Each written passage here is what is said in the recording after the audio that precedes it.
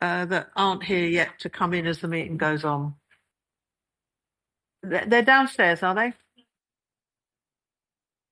Oh, right, okay. So,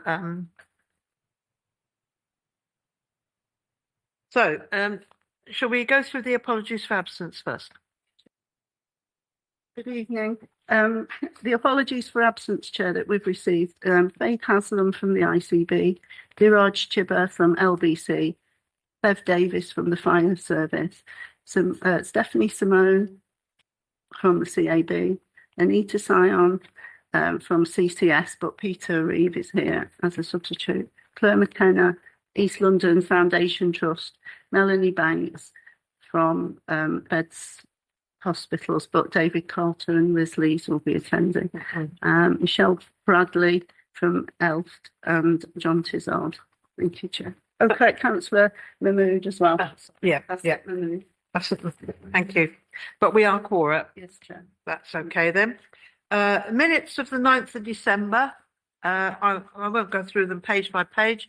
Can I sign them as a true record? Or has anybody got any issues? No? Thank you. I remind members of disclosures of interest. And we do have some urgent business this evening.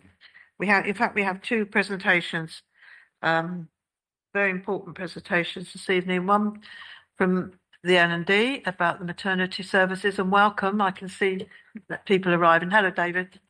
And one regarding Mount Vernon cancer care. So as soon as you settled in, we'll take you first.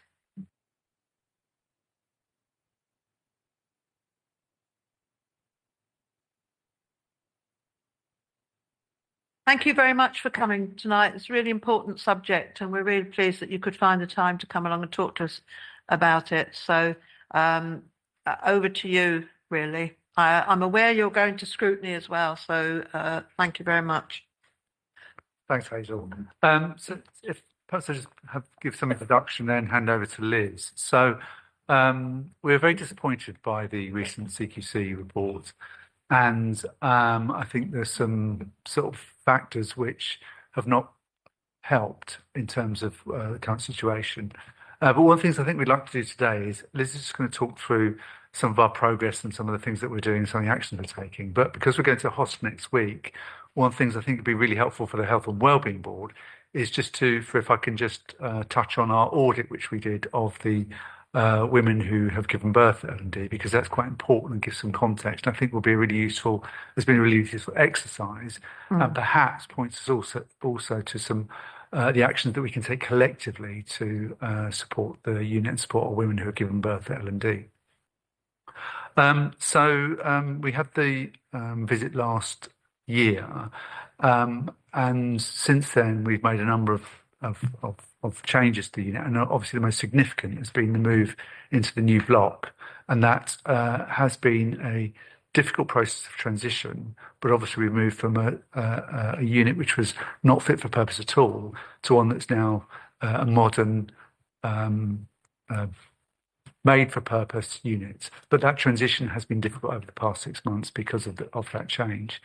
One of the things that we're doing this week and taking to our board on Wednesday is a workforce review as well, because one of the things that we recognise, and in fact the audit that we've done, which I'll come on to after Liz has spoken, has been really instructive in looking at the women that particularly present at Luton and the complexity of those women, which also does drive a particular resource requirement. So put simply, that we need more midwifery staff and more medical staff than perhaps you might have in other similar units. And the workforce report that we're taking on Wednesday is for significant investment in our both midwifery and our medical workforce over a period of time, albeit that recruitment of midwives and indeed medical staff has not been straightforward. The other significant thing that we're going to be doing in the future is move to digital records for our units, and that's one of the things that we delayed, and we delayed that because we didn't want to do that at the same time as moving into the new unit. But now that the move into the new unit is finished, moving to digital records, and that makes a significant difference, particularly because it allows us to make sure that we can link up, particularly for more complex women, where they might be under several different services within the organisation. So there's some big changes happening. The new unit is a big one. The workforce investment, the further workforce investment that we're going to make, and indeed over the past 5 years or so, we've made a £7 million increase in the amount of staff there. But the requirements now for maternity units and the pressures on maternity units have been significant. One issue that is picked up in the report that has been a big driver of resource requirements is the change in caesarean section rates. And the caesarean section rate now is very different than it was pre-pandemic. And that's the same across the country. That's been driven by a number of different factors, which we might come on to. But obviously that makes an impact in terms of how long women stay in the unit and the number of staff that we require to look after them. So that's been a big driver. And then finally, the digital records that I mentioned. I'll just hand up to Liz now to what some things we're doing, and then perhaps come back and I'll talk through the audit that we carried out in November. Thank you. Good evening, everyone. So last year, the beginning of last year, we brought in some additional resource into our service, so in the way of 2 improvement directors to help us create a different framework for our perinatal improvement journey. And when the CQC came in July, whilst they did notice some improvements, obviously there weren't enough improvements to make them feel assured. And that's one of the reasons our rating didn't change in that context. But as David said, despite that, a huge amount of improvement and focus is going on organisationally to improve the service that we provide to our women and to our staff as well, to make it a good working environment for our staff. As David already said, we've moved to the new unit, which was a massive undertaking. We also moved our neonatal unit at the same time, and so far the teams have been bedding in well into that unit. We've increased some of our capacity areas, so our triage, we've increased staffing in triage, which is, for those of you that know what an emergency for maternity triage is, it's like the emergency department of the maternity service. We've increased our hours and our staffing in both our day assessment unit and our triage. You will remember that in the previous report, there was allegations of racism that was picked up, and that was explicit in the report. And the team have co-produced an anti-racism and incivility charter, which is embedded in the service. So that was led by our EDI leads in the organisation, but in conjunction with our staff and staff side, in order to make sure that, from a cultural perspective, that any poor behaviours, racism or incivility is called out and dealt with in the time. So that's a really positive step. We've also been doing some really good work with our MMVP. They now are employed by the ICB, and we're doing some really fantastic collaborative and co-produced work around consent. And they are really supporting us in our improvement journey. In regards to maternity, although it is it's a perinatal, so we'd like to include neonates, and that's a perinatal improvement programme, the whole organisation are leading on work streams to support our maternity unit. So the whole organisation is invested in the improvements that are required in order to get us where we need to be. So whilst we completely accept the inadequate rating that persists is not where we want to be, I do feel confident we have got all of the right things in place for us to make improvements in 2026. We do really monitor the experience of our women, and I think it's outlined in the paper. On the whole, around 95% of the women that come through our service that are surveyed have a very good or good experience of the service they have.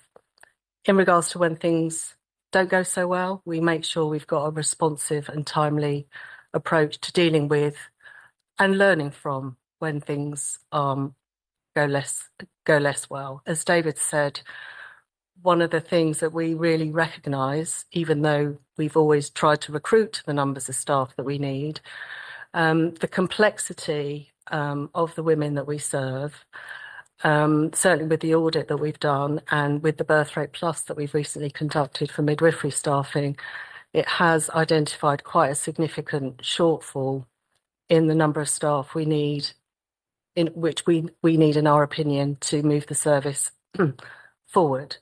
So tomorrow we're taking a paper to our board for consideration of those requirements, both from a midwifery workforce perspective, but also an obstetric workforce perspective. And I'll just let David touch on some of the complexities that we've been able to really get more crystallised within the service, which I think helps demonstrate some of the challenges. Thanks, Liz. So just looking at the Appendix 1, which we attached, Luton, the unit at Luton is the second largest in the east of England, but I think it's also important to note that there are only 5 trusts in the country where births have not fallen, and BHFT is one of those, and obviously that's because of the falling fertility rate nationally, but our population, that's not the case, and obviously we're not expecting that to continue either, so we're not expecting fertility rate to fall either in Bedfordshire, given issues such as Tempsford and the growth in the population. So the work that we did in November was we were interested in looking at the particular population that we serve in Luton. And we've always known that Luton's a particularly difficult unit, and it's difficult because it has a tier 3 neonatal unit. And that does bring in women at higher risk alongside obviously our catchment, which does drive a high complexity. So we looked at 7 different factors. We looked at BMI, the BMI of the women, and this was for an audit of all women who gave birth at Luton in November over a 2-week period, whether they were 35 years or above, and we know that women are now giving birth at a higher age, whether there are mental health issues associated with the patient, whether the English was not the first language, as we know, again, that drives risk, domestic abuse, safeguarding, and diabetes. And we looked at that for both our units. I think if you look at the graphs that are in the appendix, I think we are ourselves really surprised by the findings, but it really in some ways confirmed what our staff have been telling us about the resource requirement that they need. So at Luton, which is the top graph on the 3rd page, that shows the number of risk factors that those women had. So I think what's really stark is not just the individual risk factors. So the fact that 40% of women had reported mental health as an associated factor, 39% had a BMI categorization of obese, and 45% of women do not have English as their first language. But what is really stark is the combination of those factors. So out of the 207 women that gave birth in those 2 weeks, only 11 had no risk factors at all. And indeed, there were most of the majority of women had either 1, 2, or 3 risk factors. And indeed, there were a number of women, 10 women who had 5, 6, or 7 risk factors. And I think what's interesting, if you look at that compared to Bedford, and Bedford is a much more standard unit. It doesn't have a tier 3 neonatal unit, and has a population which is perhaps closer to what the national average might be. And you can see that for the majority of women at Bedford have 0, 1, 2, or 3 factors. Now, I think this is important for 2 reasons. The first reason is because, as Liz says, I think it's driving and will need to drive further investment in our workforce. So national models for workforce, for calculating how many midwives you need, don't take account of these factors. And I think certainly when we have a digital health record, this will give us more information. But I think the second, and I think a really important reason, and this ties in with the purpose of the Health and Wellbeing Board, is some of the support that we need to wrap around the service and look at how are women coming in order for them to give better outcomes. So some of the work, for example, that's been done around women who are likely to give birth, looking at their way of ensuring they come into that without necessarily obesity. So things like weight loss drugs, for example, for those groups. So to me, I think there's an argument, possibility that Luton has one of the highest risk profiles of women giving birth in the whole country. Certainly some work we did a number of years ago suggested that was the case, and we don't have this data for other units, but I'd be really surprised if this data is replicated in any of the units, certainly in East of England, even if nationally. And we have to take, I think, responsibility for that as BHFT and say, this is the population that we're serving, this is the women who are presenting, and we need to resource the units appropriately to make that happen. Now, the funding we receive doesn't reflect this. The way that the maternity tariffs used to be calculated or are calculated don't take account of the complexity of the women. But I think given where we are now, and certainly now after the CQC's latest visit, us recognising this, resourcing appropriately, and indeed that's the nature of the paper we're taking to the BHFT board tomorrow.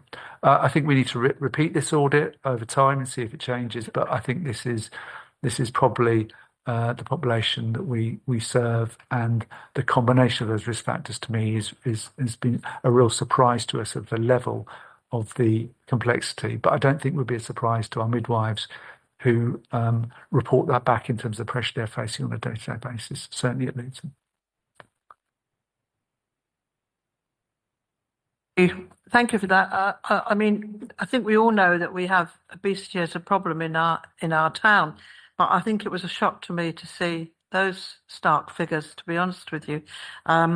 We know that in a couple of years, 50% of our children will be obese. So if we're not careful, if we don't do some work on it. So it's really vitally important, I think, that we take the issue of obesity very, very seriously, because this is obviously causing multiple risk issues with people giving birth. What links do we have with you around pregnant women in an attempt to try and reduce the obesity during a pregnancy? What work are we actually doing, all of us, on this?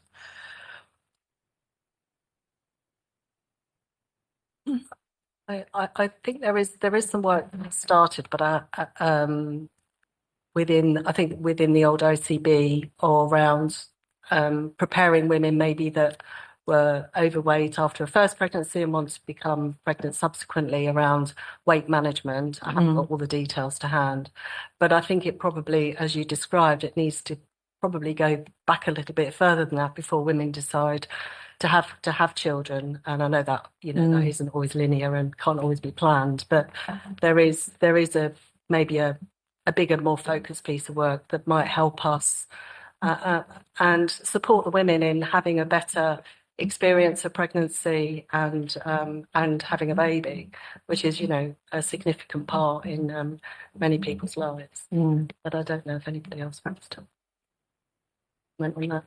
Yeah, Jill? Interested to see the numbers of or high percentage of safeguarding and mental health issues as well. And I was just wondering how your community perinatal service is working with you to help prepare these women to have better births and to manage that risk. And similarly, if you were doing any other work in relation to outreach into the communities in Luton that don't have English as a first language, given that that's also a significant factor. Thank you. So to your first question, we have got a larger than average safeguarding team from a midwifery perspective, and we have a dedicated consultant also that picks up as dedicated sessions for perinatal mental health. We have ELFT support us in providing some Ocean team that helps support us with some of those mental health challenges as well. So they work closely with our perinatal mental health teams and our safeguarding teams. But what we see, because we do bring that to our quality committee, and what we have seen across the board is quite a significant increase in the number of referrals and caseload, which is a good thing, that we are picking these women up when the need is there. And I forgot what your second question was. Thanks. Well, that's helpful. I mean, it might be useful at a future meeting or something if we could look at kind of some of the outcomes from that community perinatal service, because I think that would be really vital. But the other bit was about doing community outreach and thinking about, reaching women whose English isn't their first language. So 40% of our service is run in the community. So I think from a community midwifery perspective, so obviously we focus on the hospital element of care, but 40% of care is delivered in the community setting. We have got a very enthusiastic patient experience team that are engaging with our local communities, and we can bring more of a focus of that back next time, particularly working maybe with fathers. We have got a focus on our translation services as well, and we have some clinics will have a translator in every clinic, depending on the needs, and the community midwifery teams plan for that as well. We're also looking at AI and digital to see how we can support that as well, because sometimes translators can be difficult to get hold of, but there is specific pockets of work going on in our communities from our patient engagement, and we've got a patient engagement framework that's just being launched as well, so it'll have much more detail on some of the activities that are associated with that within it. But it is a really important part of the work that we do. Yeah, it might be worth, given that you're coming to scrutiny in a week or so, it might be useful to kind of talk about some of those elements, because these are some of your high risk factors, and then how you're managing those. And I've picked two that I just happen to have had special interest in before, but there might be others you want to.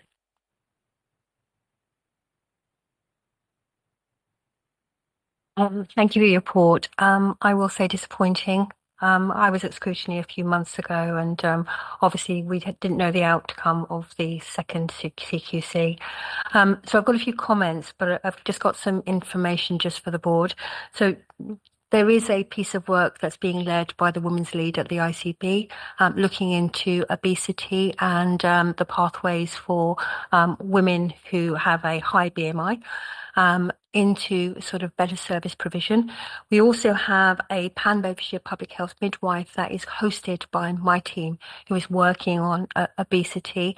And there are some pathways into our lifestyle service. And previously, and I'm not sure whether we still got it, there used to be a midwife called Jenny Wood, who was funded to do specific work on maternal obesity. But what it was linked to Thrive Tribe, and I think the numbers were so high that that service could only deal with the numbers that where a BMI was 40 plus, which obviously we are getting the child death overview panel report in I think the next meeting or the meeting after the annual report, and what you'll see there is a direct correlation with the BMI of over 40 and poor child outcomes. So tackling this is going to be a really big problem, but the scale of it actually be really useful to understand how big that is, because we're looking at huge numbers. And I agree with you, Liz, it does, when a woman is pregnant is probably not the right time. It needs to happen much, much earlier, which links to Councillor Ali's comment in the last Health and Wellbeing Board about the importance of tackling childhood obesity, but importantly, preparing young women for conception.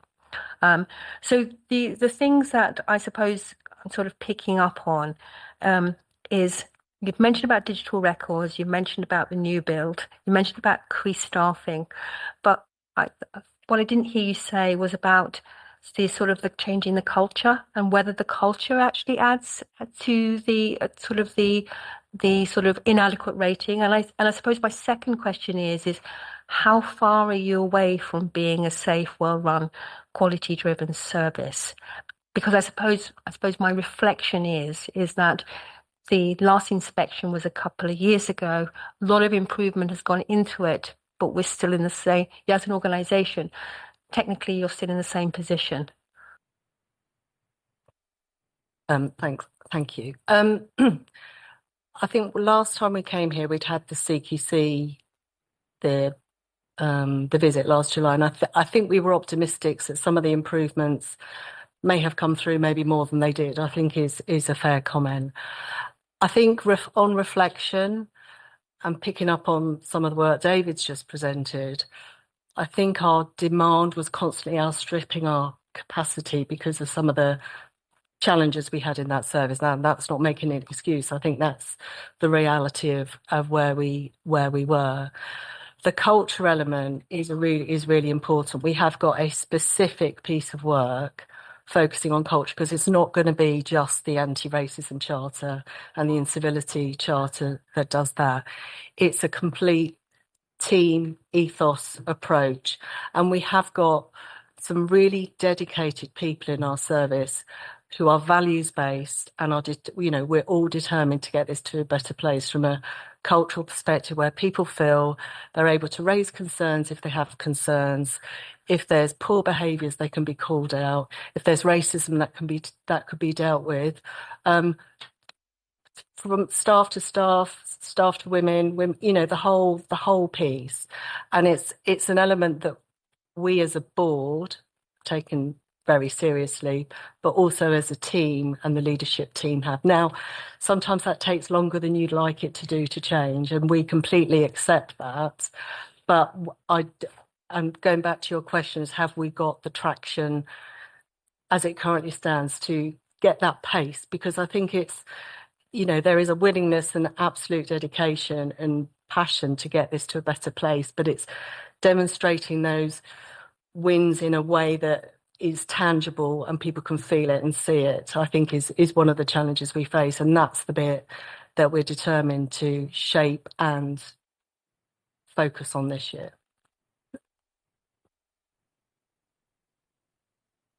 Could I just add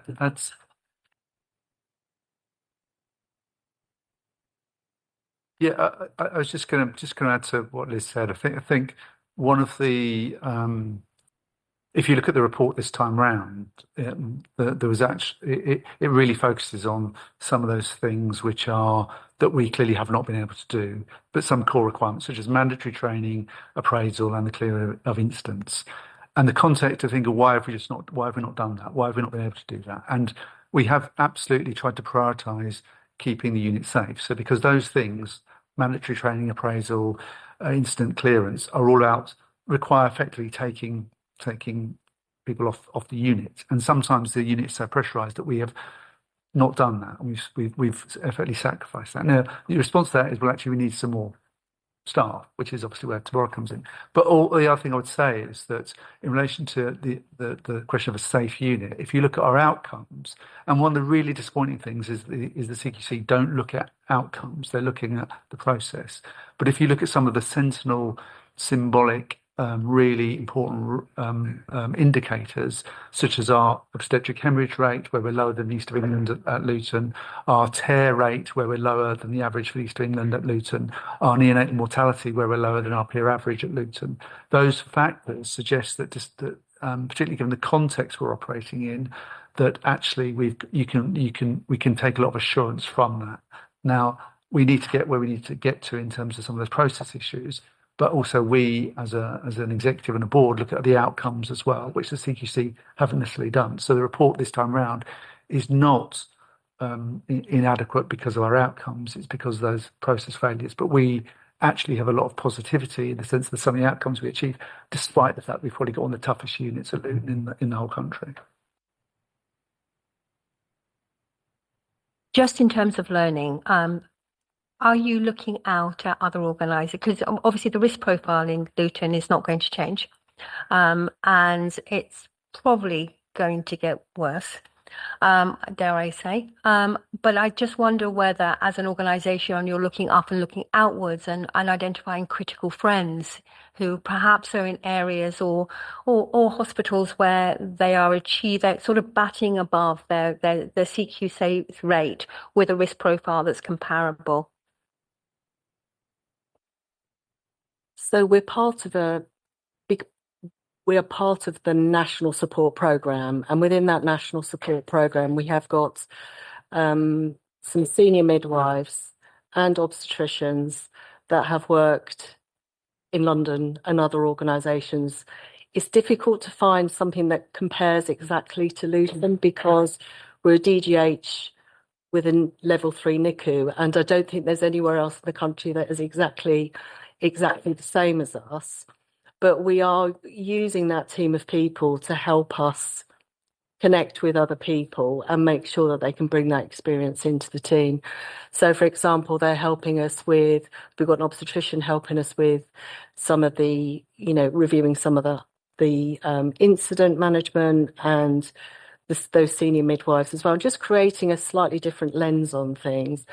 And the improvement director, who is also a very experienced midwife, who's been working with us since January last year, has worked in other big units. She's worked in Morecambe Bay and she's worked in Wales. And so we have got a wealth of experience that are supporting us. And I think even in that context, we've been on the programme for quite some time, on the national programme.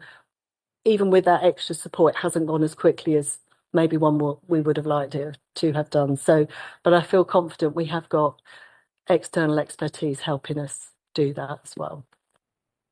Can I just add one point to that, just briefly, which is that on the point about, I think you said that the risk profile is going to go up. I think that's absolutely right. And in fact, one of the issues that's in the paper is the C-section rate. I think we definitely failed to predict that happening. So when we designed the new unit at Luton, we had been thinking the C-section rate was down in the 20s, and obviously the national push then was for it to go down even further.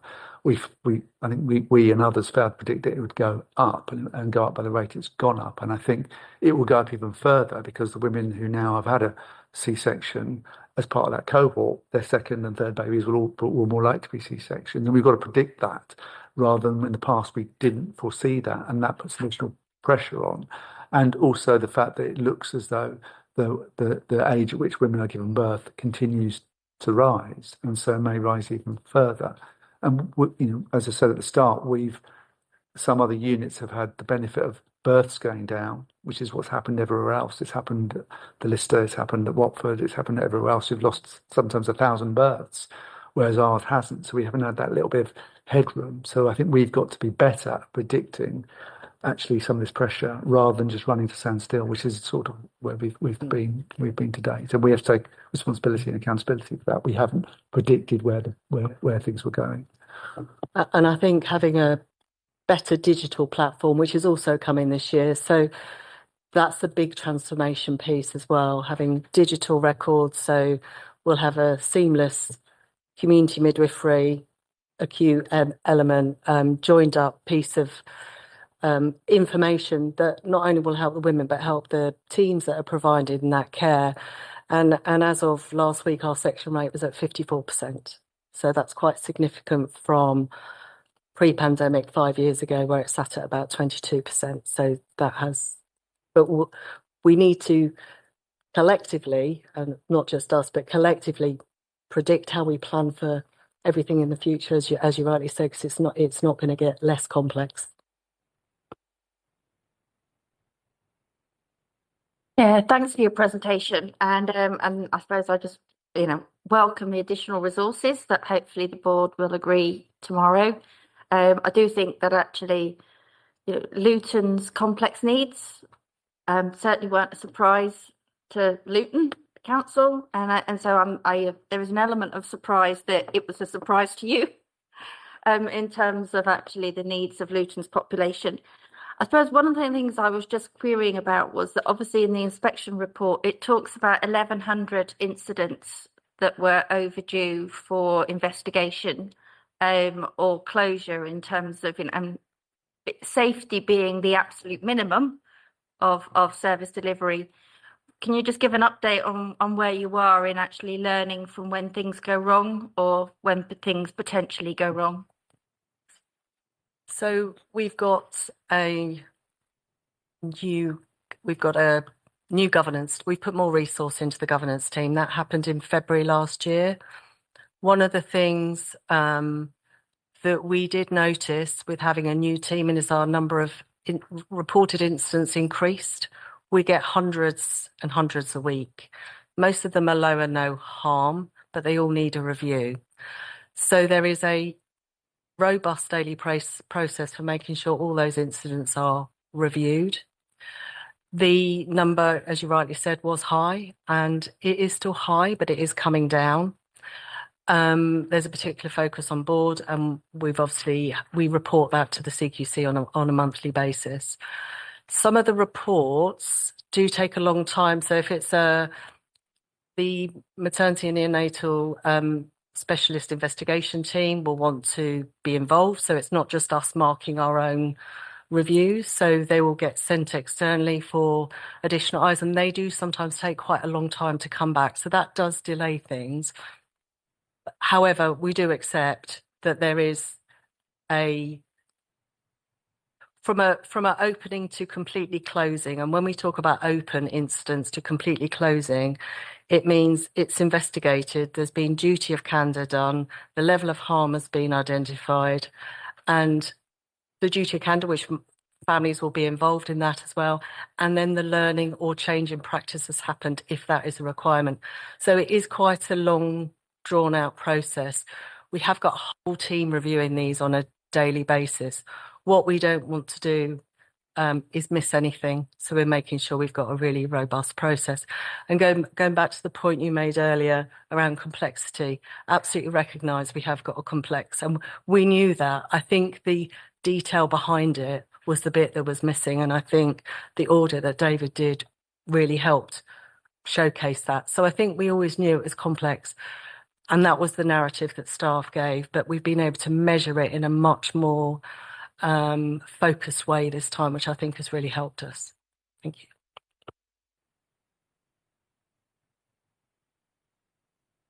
you. Thank you for the report. And before I start, I just do want to say I know there's loads of really brilliant people working at L&D who do amazing work, and I know a report like this can demotivate and affect things like turnover and stuff. So I'm glad to see that we're moving things on. But I guess equally, councillors, the public, people have been raising that people are concerned that women are worried about giving birth at Luton because of the outcomes of this report.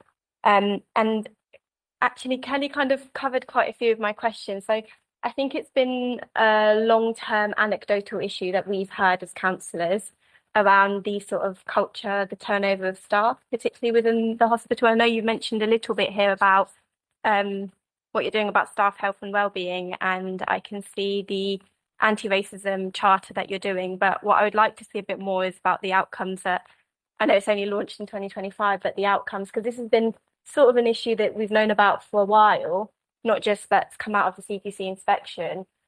Has there been any feedback from staff about how that has changed culture? Has there been a change in turnover? Has there been a reduction in turnover? Again, I don't know what the actual turnover rate is, but I guess that's what I'm asking. And particularly, are we seeing that the turnover of staff from minority ethnic backgrounds is higher than those that aren't? Because, and the reason I ask that is because that all of that, I guess, in terms of, I know the NHS, that everyone is very stretched. You're absolutely right. The things like mandatory training and things like that are more likely to be less prioritised when you're focusing on clinical work. But when you have people that don't feel comfortable in the place that they're working, or motivated in the place that they're working, or you're having to train new staff quite regularly, that will all become an addition to the judgment that you're receiving today. So that was one of the points I wanted to make. Question, sorry. And then particularly, I know you've got some patient feedback that you said was from the National Friends and Family Test, but what would be good to see is if you've had any direct feedback from within patients who have been at the L&D. And again, particularly for those with those corporate comorbidities, the minority ethnic ethnicities, and how they feel about the different services. That's just a bit more broken down. Actually, are we hearing from patients, the public, about how they feel? I know the CQC do their inspection, they'll talk to patients and stuff like that, but a bit more focused work around that and making sure we have a good breakdown of the demographics and different, not just ethnic, but in terms of disabilities, neurodiversity and stuff, because I think that is something that is really important, because I often find that when you do inspections, they're focusing on process procedures, mandatory training, incident reporting, but we want to hear from people. And I guess anecdotally, again, I can only say anecdotally, I think the difference that we hear from people from minority ethnic backgrounds is different to people that aren't from minority ethnic backgrounds in Luton. And I completely agree with what Kate was saying, is that we know the population, we know the diversity, and actually we do all need to work together on these comorbidities, the obesity, the type 2 diabetes, all of those things. And actually what needs to happen is, I know the public health team are doing loads of work on that, the council as a whole, but the risk profile is really, really high. We know it's very, very difficult, and I think it needs to be a bit more of a coordinated response, because naturally, if we reduce those comorbidities, the outcomes will be better. So I guess I just wanted to say that that is a collective responsibility, not just the responsibility of your maternity unit. I did find it really interesting that we have as many births as Addenbrooke's as a massive tertiary unit. And they have the whole separate Rosie hospital that deals with it. So I completely understand. And I was going to say the same thing as Kelly did. Are we looking at other units, that are demographically similar to us, Birmingham or our sort of neighbours, about how they work and the kind of work that they do as a system to approach some of these issues? Because we know nationally the outcomes for, like, for example, Black women in birth are lower than other women. So there must be work that's being done elsewhere. And I think there would be some benefit in looking at other areas, other hospitals, other towns and counties where the demographics are very similar, because, yeah, like Kate said, this isn't new.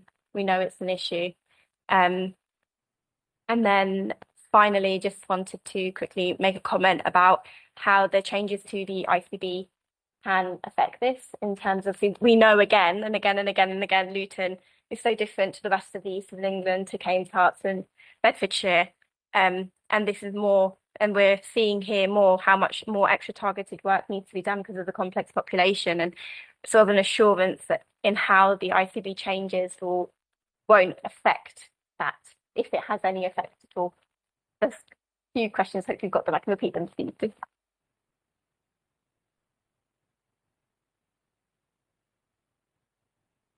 Thank you. I'll start with the last one around the ICB changes. So I think Sarah Stanley has always been incredibly supportive, and she's been part of, supporting us on our improvement journey. And so has Felita, who's the Chief Midwifery Officer for the ICB. And obviously life is changing, and we're going to be part of a bigger ICB moving forward. And I think the oversight and scrutiny of maternity services is going to move more to the regional element now. So our local teams will still be supporting us in the improvement, but from an oversight perspective, there's going to be a shift to the regional team under the new NHS framework. So that's going to feel slightly different for us, but shouldn't make a material difference about how we're going to carry on doing all the things that we're going to do and co-opting in support. And the regional teams are, they've got teams of midwifery and obstetricians in there as well, and they can provide support and expertise to us. Going back to the point you made previously around learning from others, absolutely, really important. And there is nowhere else in the east of England that is exactly, Cambridge is very, very different from us, but you're right.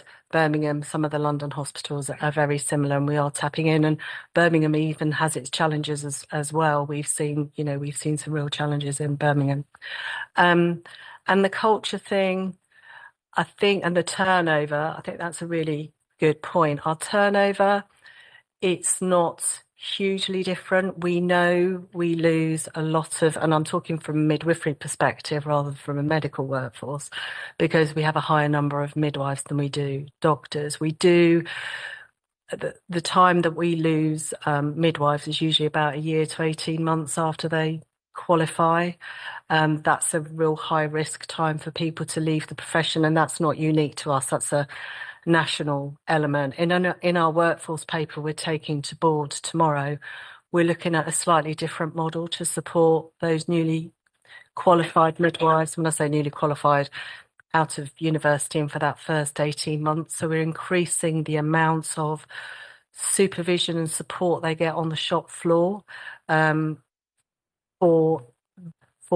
because it's going to take us about 2 years to recruit to all of the midwives that we need to do in order to get us to where we need to be. That doesn't mean to say that we're going to wait for 2 years to see the improvements, but in order to get those midwives in and to stay with us, we're putting in a different education model, because I think we do recognise that we have to do something different, because what we're doing needs to change in order to recruit the staff and then keep the staff, and then make sure there's a really clear career pathway and trajectory for them and development for them. So there is a change in, not that has always happened to a certain extent, but we really want to make sure that we keep those senior midwives, because when those more junior midwives, because we know we've seen particularly after the pandemic, we lost a lot of our very experienced staff.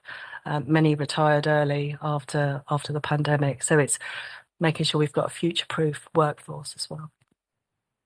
Could I just add, your comments are absolutely right about the sort of the actual experience both of women and also of our staff. But we've got some really helpful information coming, which is that there's a national staff survey every year in the NHS, and we get that data, and we should get that data in the next few weeks, which actually allows it to break down by ethnicity, by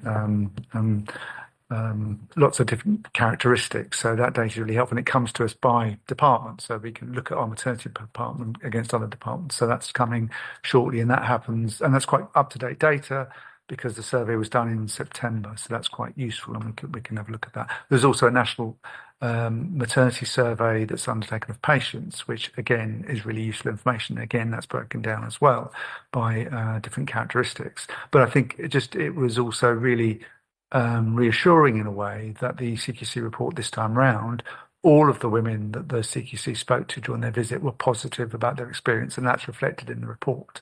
So that was I'm not saying that's always the experience of women, it clearly isn't, but the women they spoke to in their visit were all positive, and so I think we can take some assurance from that. Just, I guess, the National Staff Survey is done annually everywhere, and in previous staff surveys, because, you've been on a bit of an improvement journey. Has that ever been looked at? Has that been considered, sort of looking at specific areas, or when you do the demographic breakdown of how staff feel about where they're working? Do we look at those staff survey results, and department by department, we're focusing on midwifery at the maternity department at the moment, but do you look at that data, and has there been action taken in the past?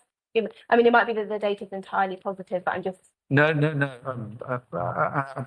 the National Staff Survey is a really crucial piece of data for us. And in fact, we've developed our own in-house tool to map all of the departments within the trust against that staff survey. And because obviously you have a result for the trust as a whole, but actually it's the individual departments. Now, maternities has consistently been in the sort of bottom half in terms of morale and engagement. And that's true not just at Luton, that's true across the whole country because of all the challenges maternity has had. But it does allow us to look at those different characteristics. And indeed, some of the work we've done around culture have arisen because of our use of the staff survey, as well as the feedback from the CQC. So we really use it in a very active way, and particularly the tools we use to analyse the staff survey has been very, very beneficial. It'll be interesting to see this time round whether there's been any improvement in morale. But obviously, some of that comes back to the pressure that unit is under. And I mean, that's partly the cause of some of those tensions when we know when staff are under pressure in a very high risk environment, the delivery suite in particular is a very high risk environment, then those tensions start to come out. But the latest data is nearly with us, and so we'll have that data in a matter of weeks. That's useful to know. And then I guess just the other thing as well about, I know CQC again in that snapshot of time they spoke to women, but I do still think there's value in the hospital speaking to women and finding out their views separately, because we know that's a snapshot and we don't know exactly who they are, the demographic. I think that's absolutely right, and in some ways that was my point about the CQC's process doesn't take account of outcomes more generally, and the number of women they spoke to, will be very small over a small number of days on when they do their visit. So we shouldn't use that as our confidence that everything's fine. It's not. But all I'm saying is that as part of that, the fact that the CQC in their visit, the women they spoke to were positive was helpful. But we have a whole set of other procedures and processes within the organisation which gets feedback from women, including the ones that Liz has mentioned. Broadly, we know that normally the feedback is positive, but we have a whole process in terms of, and indeed all our complaints, so every complaint is fully investigated to see what we can learn from that. So I think you have to look at it from a range of different a range of different information sources, of which the CQC is just one. Or if that's okay. I guess I don't know if this is the right question, but in terms of looking at the profile of maternity services in the East of England and how the new ICB is going to have quite a lot of the East of England, is that something that the ICB would look at in terms of allocation of resources? I don't know I don't know how it works basically, but seeing Yeah, that. I mean that's a very interesting point. I mean, currently, prior to the pandemic, maternity services were funded on a per patient basis, and so they were funded based upon more. If the more births you had, the more you got paid. The less births you had, the less you got paid. And then when the pandemic came, that changed overnight, and so every unit was funded on a block basis, just the amount of money they had. Now that was really not beneficial for us because, as I said at the start, we were one of only 5 units where over that period births did not go down. So everyone else had declining births but kept effectively the same funding. Our births didn't go up dramatically, but stayed the same. But what we saw over that period was the cost of maternity services rose significantly, partly due to the rising C-section rate. When women give birth through a C-section, the cost of that goes up. Now, what's interesting is that when we look at the ICB's funding in the last round, BLMK was the most underfunded ICB in the whole country. Now, we would have been expecting, hopefully, to receive some of the benefits of that. And in fact, the maternity unit at Luton, we'd have argued, should have been one of the beneficiaries of that. However, in the new ICB, BLMK is conjoined with Cambridgeshire, Peterborough and Hertfordshire, and those are two areas which are overfunded by the national formula. So those things have netted off, and that's obviously a problem. Yeah. Thanks, David. So I just thought I'd come back on a couple of your questions about the ICB, Councillor, because one of your questions was around resident and women's involvement and feedback, and part of the ICB changes. You were asking what's the impact. So there's the maternity and neonatal voices partnership roles that we have, and they haven't been affected by the restructure. They're still going to be part of the BLMK neighbourhood team. And as Liz mentioned, they've been recruited to as staff. So that doesn't change. Also, the ICB will still have a chief midwifery officer.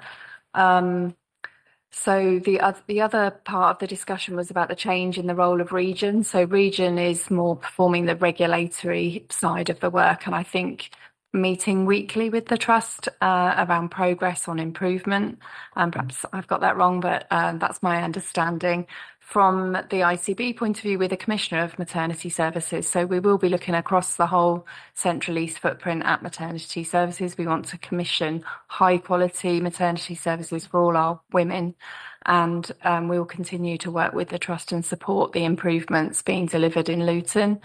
I think it's been a good discussion in this meeting, looking at the preventative side as well as the services provided within the hospital. So maybe that's something we can come back to, looking at the whole side of prevention to reduce complexity and support people at preconception and on their maternity journey. But also, as a commissioner, we'll be reviewing the provision of maternity services, making sure that we're learning from all the different units that will be in the bigger footprint. David's point about funding, that's all working through at the moment. The new ICB isn't formally established yet, but is in discussions with all providers around their contracts and contract value at the moment. So that's still not a settled position for next year yet. Thank you, and hopefully that will be considered, the funding and basing on the population. I know we'll have loads of discussions around it at these board meetings and other items that come up, but that is one of the concerns we have, not just maternity, but as a whole, the need that we have in BLMK, particularly Luton, is high. Brilliant. Thank you for coming down today and giving us this report. I think I'll just say I think we were all disappointed in the recent CQC rating. However, I mean, I do welcome what you said about looking at resourcing the service to meet the needs of the Luton community.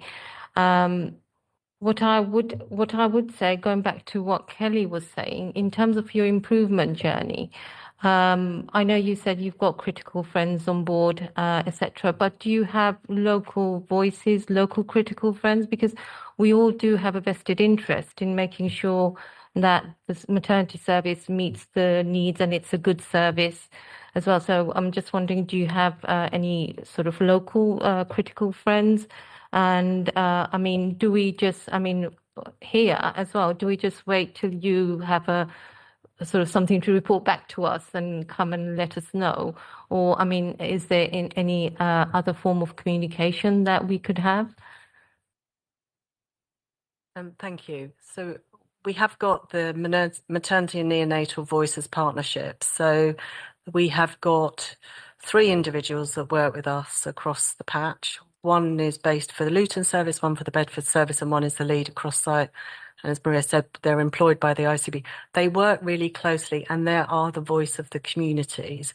That is their purpose. So they're independent from us, but they work with us. They're on all of our committee meetings and boards. They share their insights. We co-produce with them. And it's that piece of work has really started to have some really good traction, certainly in the last 6 months of last year, moving into this year. We feel they're part of the team, but they're completely independent from us. So they are our critical, I view them as our critical friends. They tap into our communities.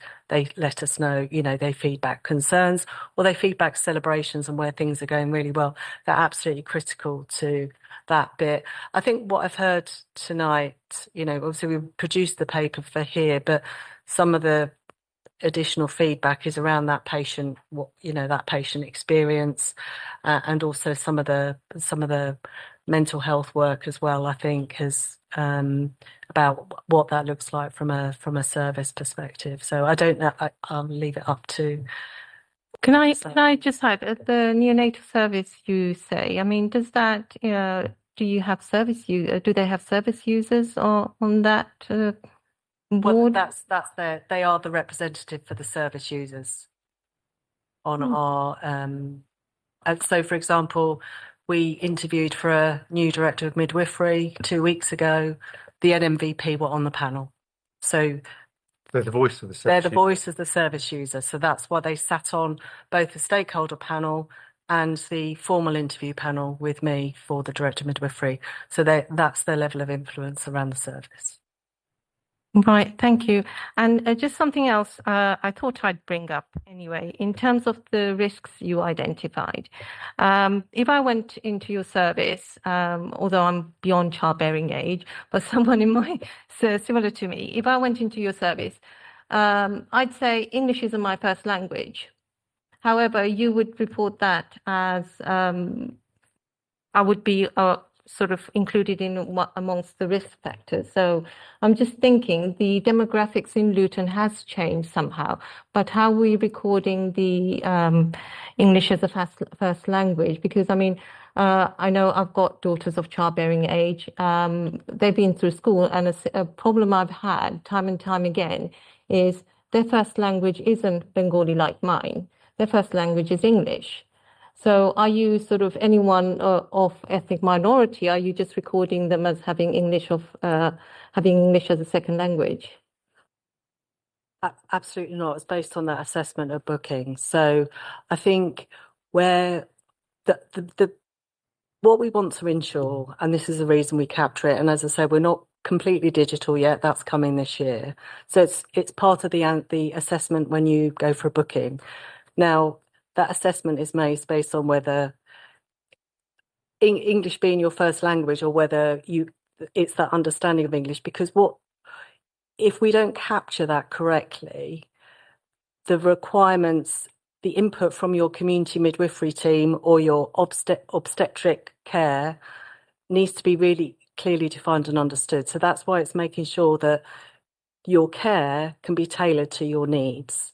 And that's why understanding whether English is the first language, but people don't automatically just write English isn't their first language. If I feel I'm tying myself. I'm not sure, because I do find that it's a more holistic assessment than is English your first language. Yeah. because what we do know is if we want to make sure women phone triage if they've got reduced fetal movements, we need to make sure they understand all of the things that they've got to look out for so that they can contact triage. So it's a safety element to make sure that people make sure that they gain care and access services as and when is required. Yeah, I suppose the way I might describe it is in some ways, I think of all the services we provide as a trust, maternity services are the one where, in a sense, it's more of a partnership in the sense of understanding what the woman wants, where in some ways many of our services are a bit more passive in terms of the patient's role, the way that they initially should be. But maternity services are not like that. They're not supposed to be like that. But what the woman wants and the way they want their birth to be is massively important to the service and trying to tailor it to them. So that initial assessment and the holistic assessment, but also whether they truly understand their role in it and what their wish, and we've understood their wishes, is so important if we're going to get that experience right when the woman actually does come to give birth. And I think when we've reviewed some of our incidents and learning from incidents, making sure we capture that in an effective way has come out of some of that learning from us organisationally. So that's why it's such an important focus. No, thank you. I do understand that, but I just find it hard to understand that we still have 45% of women who don't understand English going through the service. That's all.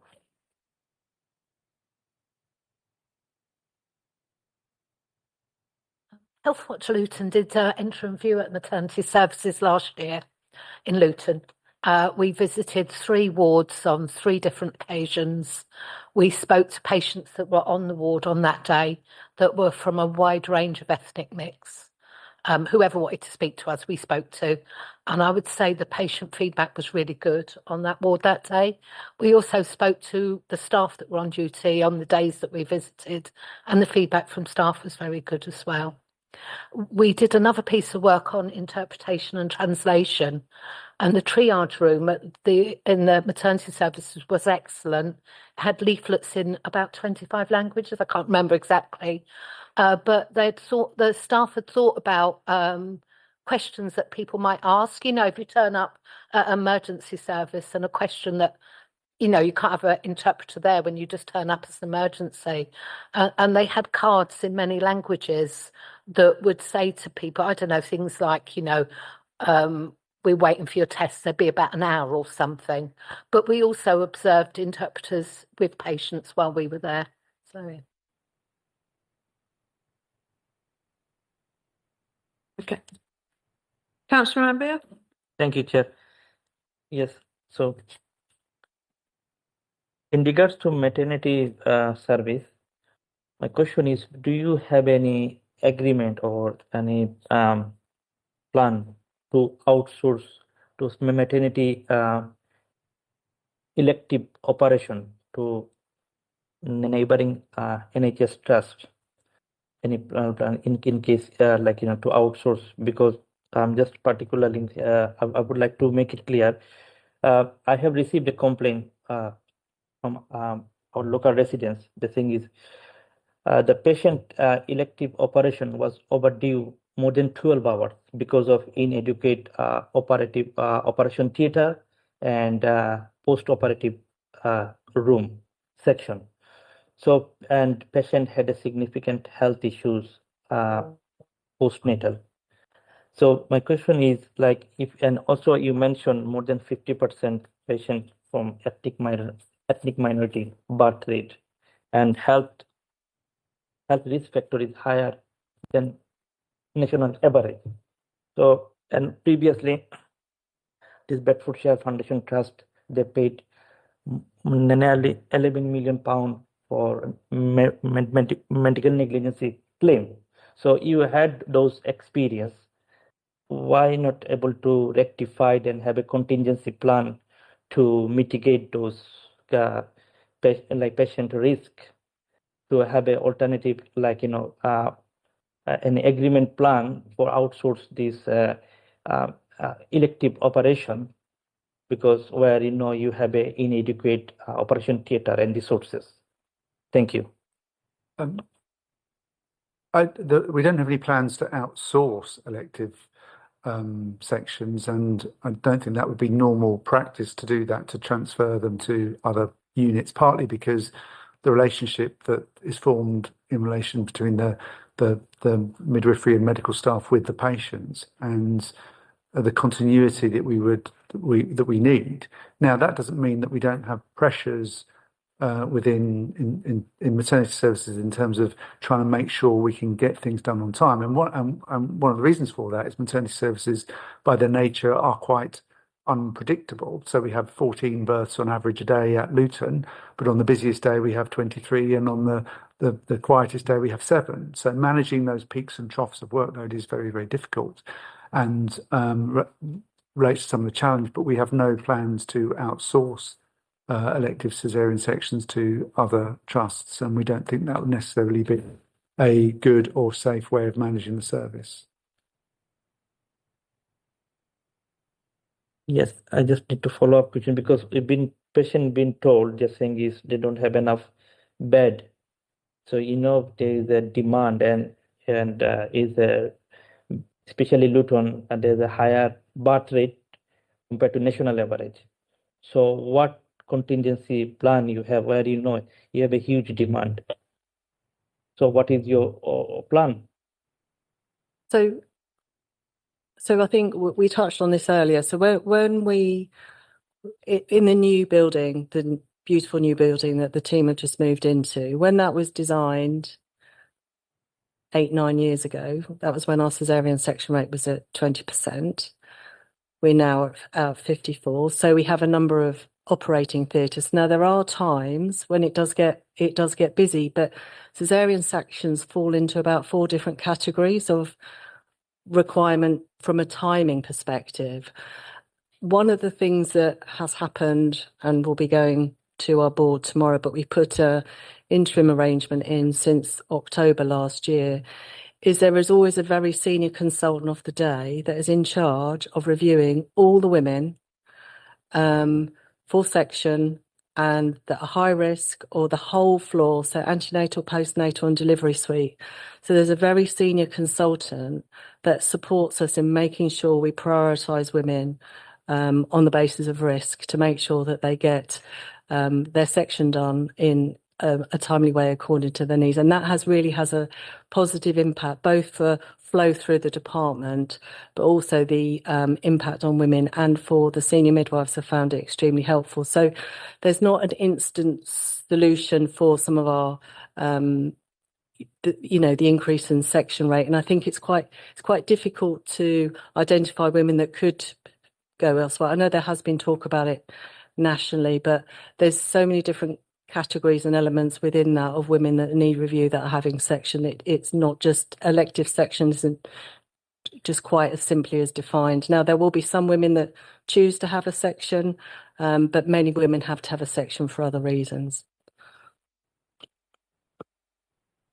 I'm going to bring this to the end now, because we've had a real debate on it, but it shows you how important the Health and Wellbeing Board think this is. And I particularly wondered if perhaps in a year's time you could come back, or maybe 6 months' time, if that would be a good opportunity, and we could talk about this again. And I think in the meantime, maybe we need to think about the whole agenda around obesity in a different way. Thank you very much for coming along this evening. Thank you. And I'll move on to the next urgent item we have this evening, and that's over to Kelly. Thank you very much, Chair. So the urgent item that just got, which I will do very, very quickly, is because there's not many options, is the relocation of Mount Vernon Cancer Centre, and the new the public consultation that is happening between the 19th of January and the 29th of March. So just an opportune time just to have for us to sort of input into it. The headlines is that the Mount Vernon Cancer Site at Northwood is not fit for purpose in terms of its current location. It can't deliver the new technology that's needed, and technology around sort of radiotherapy and some of the immunoglobulin technology that it currently should be delivering can't be delivered. One, because the site, as I said, the site's not good enough, and second is it needs more acute services to surround it in order for patient care to be quality and safe. So the proposal is that there are 3 options on the table. And the 3 options are on slide 6. I think you've got the paper rather than the slides. And the option B and C are subsidiaries of option A. So the option is to move Mount Vernon Cancer Centre to a site adjacent to Watford General Hospital, a new build. It'll be technologically advanced, and because it's on an acute hospital site, it will be co-located with the acute services like cardiology and A&E that it needs in order to perform these kind of new technological advances. And then option B is to have those services at Watford General Hospital, but B and C, both of them, is to locate a linear accelerator, which is a radiotherapy machine. I could talk for hours on this. This is my specialist subject area, radiotherapy, in 2 locations. So option B is to locate that new radiotherapy suite at Lister Hospital, and option C is relocation at Watford General Hospital with a networked radiotherapy unit at Luton Dunstable Hospital. Now, my recommendation is to the board, it makes absolute sense that we would want our radiotherapy unit as close to our residents as possible. It would cut a significant time off the amount of travel time that our residents currently have going up to Northwood. It is quite an excessive treatment, and for some people it is 5 days a week for 6 weeks. The report sets out that while we are we only account for about 5% of residents or service users. I think as a board that advocates on behalf of our residents, option C would be the right and proper option that we should support. So I'm asking the board if we are happy to respond as an organisation, as a statutory board of Luton Council, to respond to this public consultation, and I will do that on behalf of everyone if you're in agreement. But if there are any other comments that you would like me to feed in, I'm happy to do that as well. Everybody clear on what we're talking about? Is everybody comfortable to respond to this? And are we comfortable with the recommendations that are put forward here tonight? Yes. Are there any questions from anybody? Everybody comfortable? Yeah. Looks like that. We've got a way forward. Thank you, Kelly. We now move back onto the agenda, and apologies to the team for keeping you waiting, but I think they were important subjects, both of those that we had to deal with tonight. So we move on to the neighbourhood programme update, Adam, and over to you. Thank you, Chair. I'll kick off if that's okay. So just do some quick introductions who we've got in the team presenting this evening. So I'm Adam Divney, Director of Assistant Engagement for the Council. Hi, I'm Oliver Morley, and I'm supporting. I'm Oliver Morley. I'm supporting Adam and Gerard McLeave on working in neighbourhoods and the inclusive economy commitments. Good evening. I'm Murray Lebelski. I'm the Head of Social Justice and Community Safety. Brilliant. So a super quick intro from me, and then Ollie's going to take us through some slides. So colleagues may recall that we took a presentation to Health and Wellbeing Board last April. I think the Neighbourhoods programme was in its relatively early stages at that point. Quite significant challenges we were trying to address. Pleased to say this evening we've made some really good progress, which hopefully the board agrees as we take you through the slides, particularly around the work of identification of the 20,000 people in destitution and some of the solutions we've been looking at in that area. Also around some of the practical delivery on the ground, working alongside partners. So we've got probably a handful of slides to take you through, about 10 minutes worth, and then we'll open up for questions if that's okay, Chair. Thank you. Lovely. Thanks, everyone, and thanks for the opportunity to talk to you today. So we'll start with a fairly high-level overview of the work that's happened on the neighbourhood programme. And the programme absolutely builds on the long-standing commitments in Luton to working on the factors that support good lives and positive outcomes, the work you've done on marmot towns and health equity, and clearly the challenge is how we operationalise that and make sure that has an impact on the lives of Luton residents. And ultimately, that approach will be the foundation for the commitments you've already made to end poverty and seek to address the challenge of those 20,000 residents living in destitution. Clearly, already we have a number of services that work holistically. And what we're looking to do is to weave these into an integrated delivery model to make sure that everyone benefits from the interlinks between those organisations and those models. A really good example of that is the excellent work done by the Family Hubs teams that wraps services around the users and their needs. So there's 3 family hubs, the spokes, the digital outreach, which looks to deliver services where they're needed by their users. The map on the screen there shows all the geographic delivery locations where family support can be accessed and the spread of that across Luton, showing the opportunity they present to access those services wherever you are.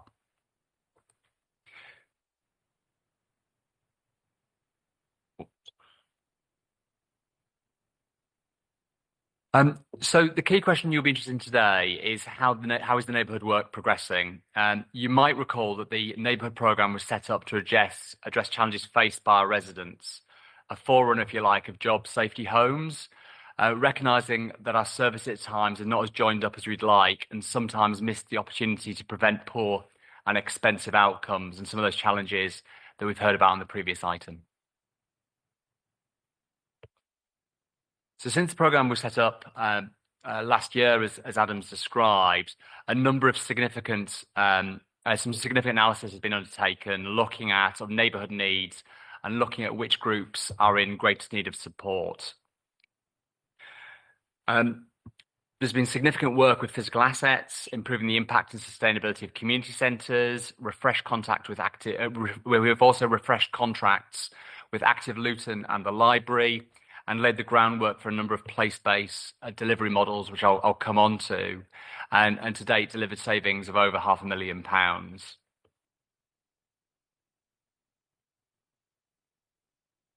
And lots of work has been done on the ground by Marek and his team. A number of these items up here, I'm sure, are very familiar to you in terms of both design and operation and the reach they have into the neighbourhoods that we serve.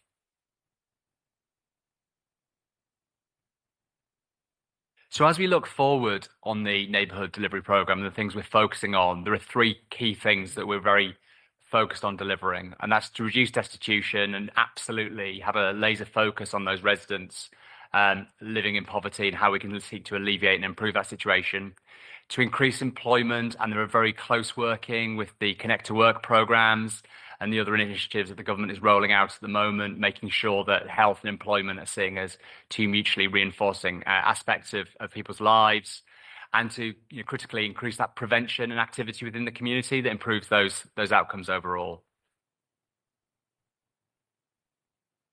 So how are we going about this, and what does this mean for your residents, and what delivery will they be seeing as we move forward? So the very heart of this approach is to focus on residents and making sure they're the very centre of everything we try to do.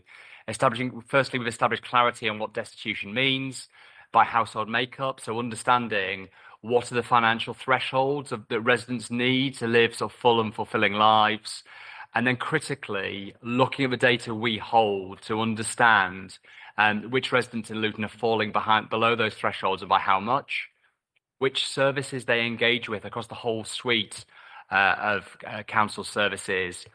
And then critically under item 4, beginning to understand the wider context of those people's lives in terms of the geography, where they live, the languages they speak, any issues with things like literacy, and critically the period of time they've lived in poverty. Is it an endemic situation, or is it a very short-lived period, which will shape the solutions that we look to put in place for them?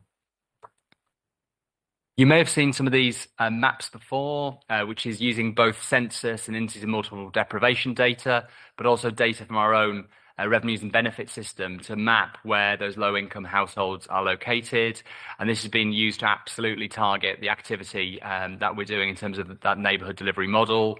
So areas in the north there around sort of Marsh Farm and the Northwell ward, the wider Berry Park area, and sort of central areas around Central Ward, Farley, and into the edge of South there as well. The chair today has mentioned some of the challenges that are faced in the area, and they're really well recognised. But again, as we've really drilled into the analysis that sits behind this work, what you start to see is certain cohorts emerge, which again enables you to kind of tailor and target the kind of support that you're looking to deliver. So those cohorts you can see at the bottom there of single young males, lone parents, disabled households, and larger families being particularly challenged groups, and then smaller groups such as widowed Asian ladies who are more disproportionately affected by issues of poverty in later life. So that's the kind of headline analysis. What I wanted to do now is just very briefly show you the kind of model that we're using to engage and kind of drive this approach overall. So a bit of animation here. Clearly, there's a huge amount of strength in the way you work in Luton already, but at the heart of what we're trying to do here is focusing on those users, those residents. What do we know about their lives? What are their realities? And then critically to understand what services are they engaging with. Because actually every interaction we have with the residents is an opportunity to seek to safety net and improve outcomes for the future, but also to deliver sort of targeted services. And critically bringing into here direct feedback from residents themselves. So, I might talk about resident voice, or, you'll hear it in your surgeries. What do residents say about our services, the things they like, the things they don't like, which we can actively use to design and improve our services. And then where are they? Where are those residents based? What are the realities of those communities? And what services are delivered from an LBC perspective? And what services are delivered from a community perspective, recognising the absolutely kind of rich community and voluntary sector offer that you have here in Luton. So having understood a little bit about the realities of the people in the communities that we're trying to support, the next step is we've developed a kind of community holistic triage model. You heard about holistic triage in the previous item, but how do we have a way of engaging with people who might be facing a range of quite complex factors and seek to systematically move them out of those challenges? So we've developed a model that we're piloting already, where we're outbound calling residents and looking to support them to look at pathways into employment, maximising income into the household, thinking about wider well-being of the families. So again, thinking about physical activity, thinking about social connection, all based on strong evidence of what works in those areas.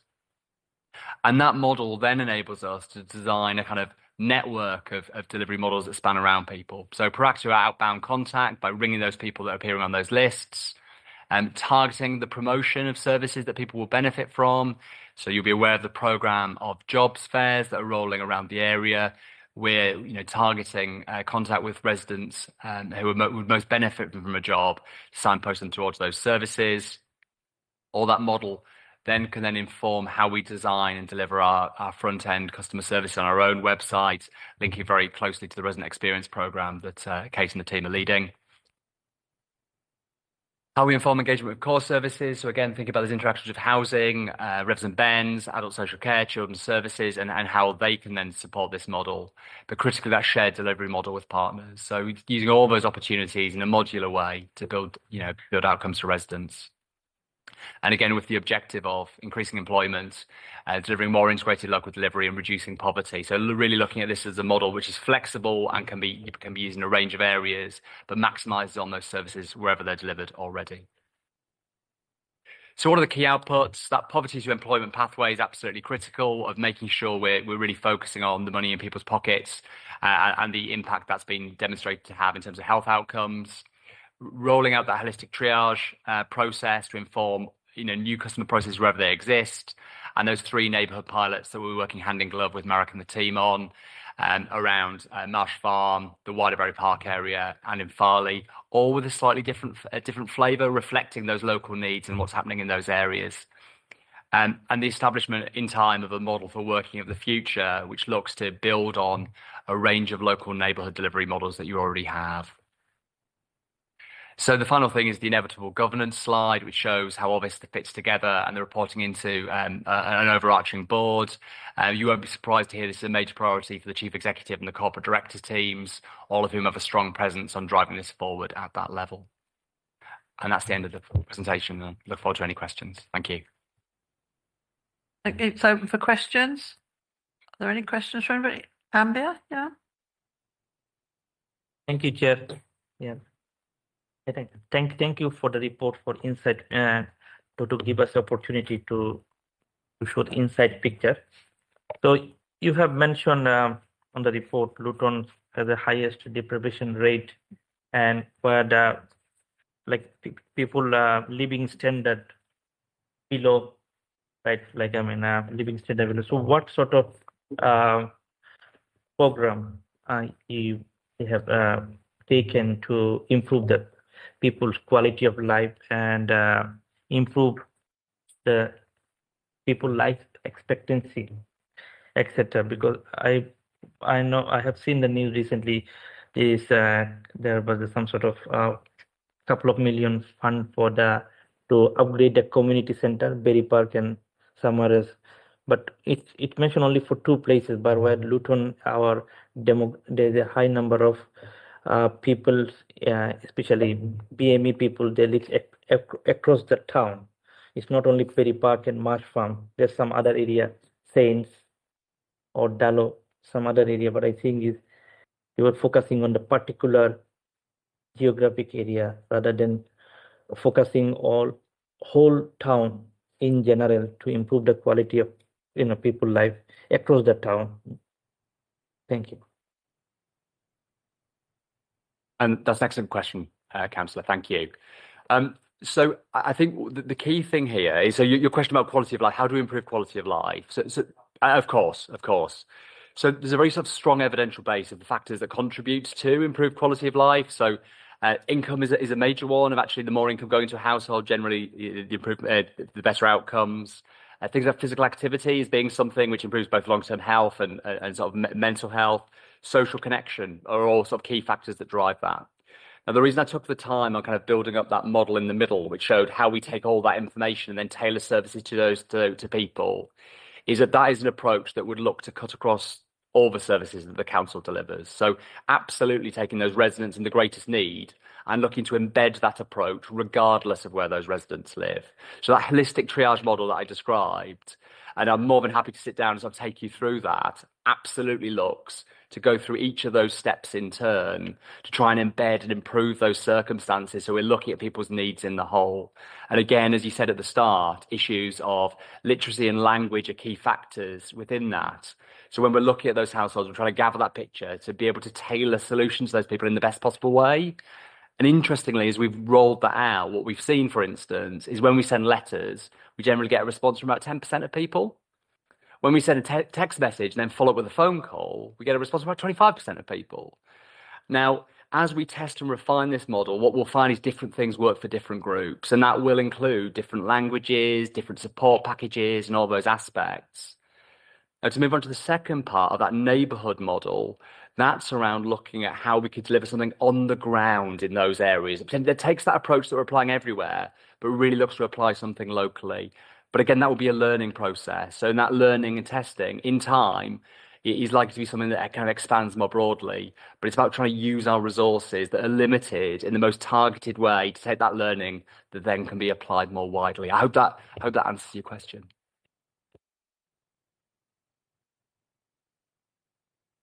Thank you. This is really exciting. Very welcome.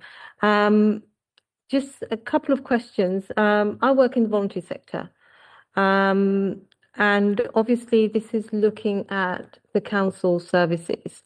And I know there's issues around GDPR, data sharing, etc.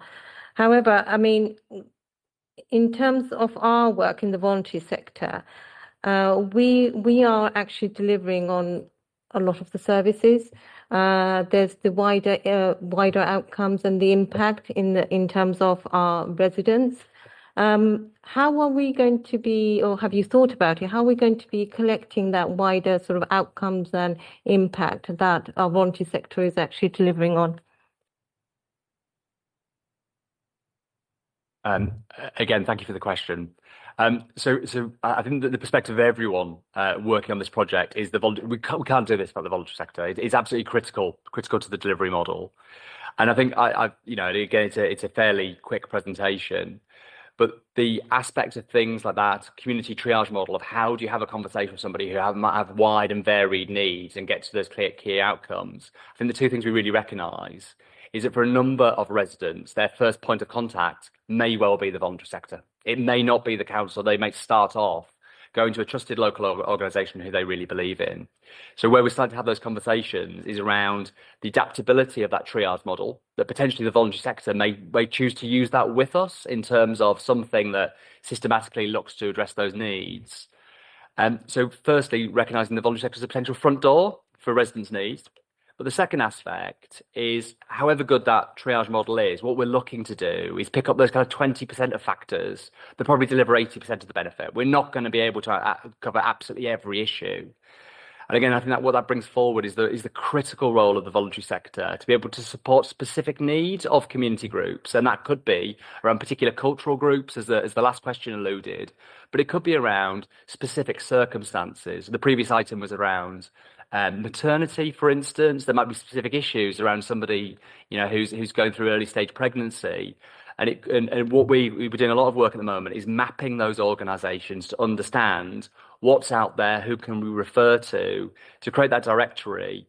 And again, final point is that central list we've got of residents in need enables us over time to see the change in their life. Do things improve, which will help us spot gaps potentially in the voluntary sector support that we need to try and support or fund or fill, or areas where we can work together to try and improve some of those outcomes over time. So a really broad question, but again, I hope that gives you a feel for the kind of the work we're doing in that area. I think I just have an observation. I guess what I'm trying to get at is within the voluntary sector, we're not funded by the council. So we have no obligation to share our data with you. So even in terms of our outcomes and the impact it's having, the council doesn't know the full extent of it. For instance, Luton Rights, we got over £6 million in benefits for people in Luton. But I don't know if that is for the people amongst the 20,000 that you cite. So it's about how do we work with our voluntary sector partners to make sure that the 20,000 people that we're trying to help are being helped by the voluntary sector, and it's adding value to our council services as well. And thanks for that clarification. So again, I think there's a range of ways we can do it. So some of it is we hold that information centrally. There's absolutely nothing stopping us promoting the services of another organisation. So I mentioned jobs fairs as an example, but actually we can reach out to people, signposting them towards organisations who can help. We can absolutely do that. Informed consent is a really important principle when you're dealing with people in need, which is, do you give me permission to share this information with a partner who I think would be really well placed to do it? And I think that, as long as that informed consent is in place, we can transfer that data over. If we were looking further down the line of things I've done, elsewhere before and, been involved in, is there is the opportunity, for instance, to set up like different types of agreements between local government and community and voluntary sector groups. So things like community interest companies, joint ventures, those kind of things that could start to enable the data sharing to apply to all people within that cohort, that really allows kind of a holistic level of kind of support and triage and access to that central data. We are some way away from doing something like that, but I think it does start to show the possibility down the line if there was the interest of some community and voluntary sector groups in being involved in something like that. No, thank you. Just a suggestion. If you talk to Nikki Middleton around Luton Access, I think we started, some of that work already, and it's been going on since 2013. Phil? Good evening. I was at the Luton North neighbourhood coffee morning this morning, so I'm taking part. I feel that Health Watch this evening is being a message of positivity, having had the one on the... But I was very impressed by the work being done by the social justice group out there in the field. The amount of activities going on, which is about informing people and signposting people. I've always said that we within the system know what's going on and the hard work and everything, but those people out there haven't got a clue what's going on. And that team is out there. I think they had an afternoon tea bit at the shops in Marsh Farm this afternoon. And that sort of thing is what's really needed about getting the general population on board with all of this effort that is going on to improve people's lives. Thanks for that, Phil. I mean, I'll be feeding that back to the team, but I think it kind of plays into what Councillor Rumi was saying earlier on about the importance of developing collaborative relationships. So those neighbourhood network sessions that we've opened up, and Social Justice Unit has just convened it. But what we are doing is trying to create relationships around shared purpose, and within that is shared information as well around where is the need. What kind of interventions are required? Who's got the resources? How can we collaborate? So that local problem solving, information sharing, trust building process with community-based organisations, partners and citizens is exactly the model that Ollie is laying out that we want to develop. We will be focusing on particular neighbourhoods of greatest need because that's where we know from the data that people are that need those kind of solutions. But in answer to the councillor's question also, that there is a universal approach, and that's what the Social Justice Unit has put in place, in fact, in each of the fuller areas with respect to the ICB in calling partners together, including PCNs and so on, to come together to look at some of those problems and shared solutions. So it's good to hear it's working from your point of view. It's very early days. These network meetings have been up and running only for I think 6 months or so, but we're already getting a lot of really good feedback from partners, and it does bode well, I think, for the kind of approaches that we are proposing here tonight. I think my view is that we fall foul by preaching to the converted, the people within the system, and to get out there to tell everybody else, I think is a major positive. Thank you, Phil. Yeah, thank you. Anybody else? Yeah, me.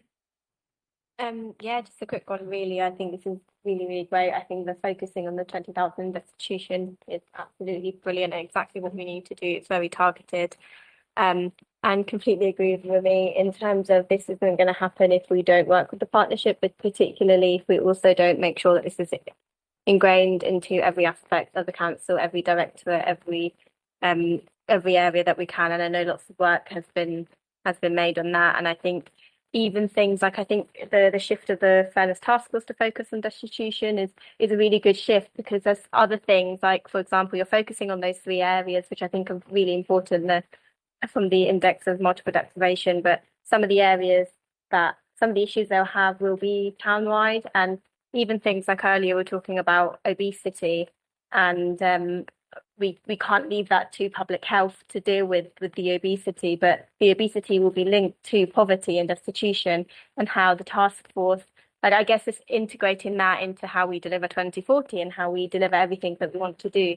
How can the task force help with that? How can we get the voluntary and community sector involved in building active environments and helping support things like obesity? I think that I guess it's coming to my head because we were talking about it earlier, but this is a really great image, but we just need to make sure that we keep on working together as a system to actually be able to deliver it.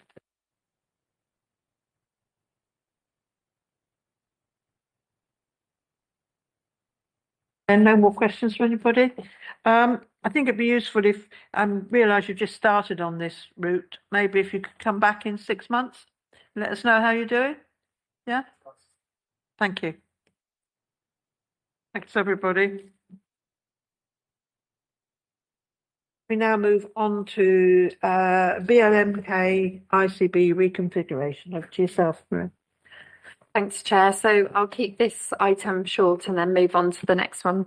The ICB restructure paper just sets out where we are in terms of the establishment of the new Central East ICB, which is on schedule to be created on the 1st of April.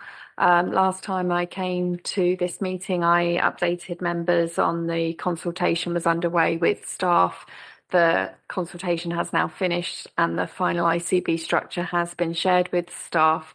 So we're now at the stage where staff will be going through the process to secure roles in the new structure. There are a number of staff members who have opted to take voluntary redundancy rather than go through the process to secure a role in the new organisation.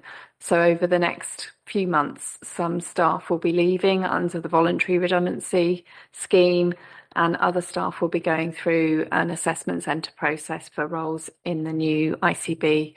If they are unsuccessful, we'll be supporting staff to look for alternative employment. That's the update, Chair.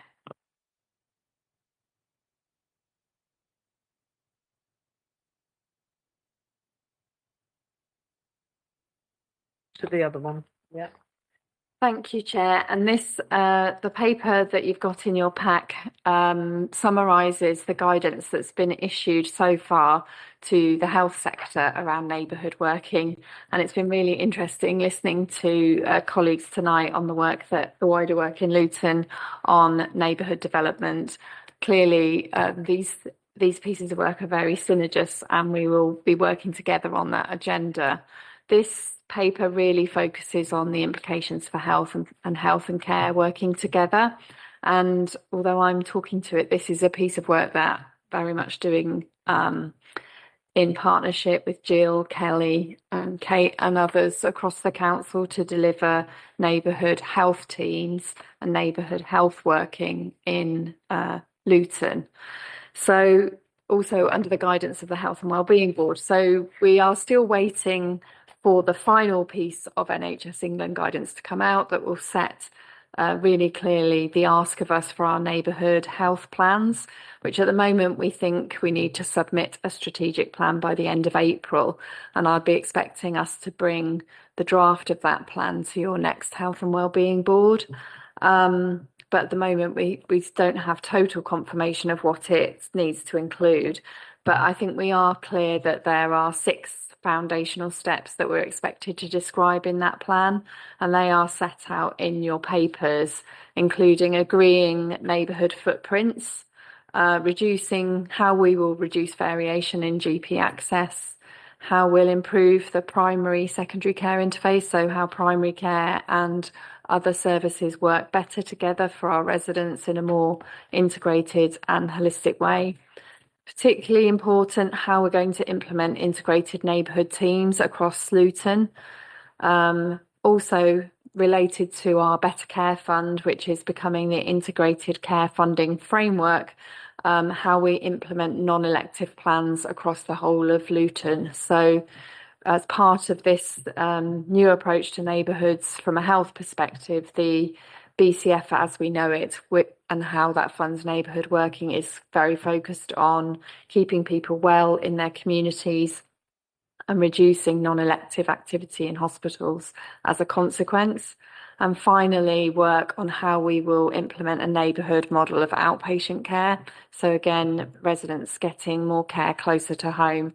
So working particularly with our acute trust colleagues around that too. So our plan need to address those 6 areas. As I say, we're working on that with colleagues across the health system, including all our health provider partners as well as social care. And we will need to bring the final plan for that through the Health and Wellbeing Board by the end of April, as we understand it at the moment, and a more detailed operational plan by the end of September. We across the BLMK footprint, we have a neighbourhood delivery committee that has all health partners and local authority partners as well as VCSE represented on it. We have another meeting of that on the 27th of February, and we'll be having a workshop session there to do some of the more detailed planning together. I think that's all I intend to say today, Chair, and we will bring more detailed plans back. There's a lot of work going on with Jill and colleagues around discussing with our primary care colleagues how we deliver this, as well as our NHS provider colleagues. We've got, I think, a link meeting this week and further meetings planned at the Luton At Place Board to firm up the plans before they come back to you. Questions? I think we're really asked to note this and endorse the next steps really, so that you come back with more detail. Is that agreed with everyone? Thank you. Okay, we move on to item 10, which is the population wellbeing strategy revision. Kelly? Thank you, Chair. This is just to advise the board and of the direction of travel and to seek some comments from you just in terms of sort of reflections.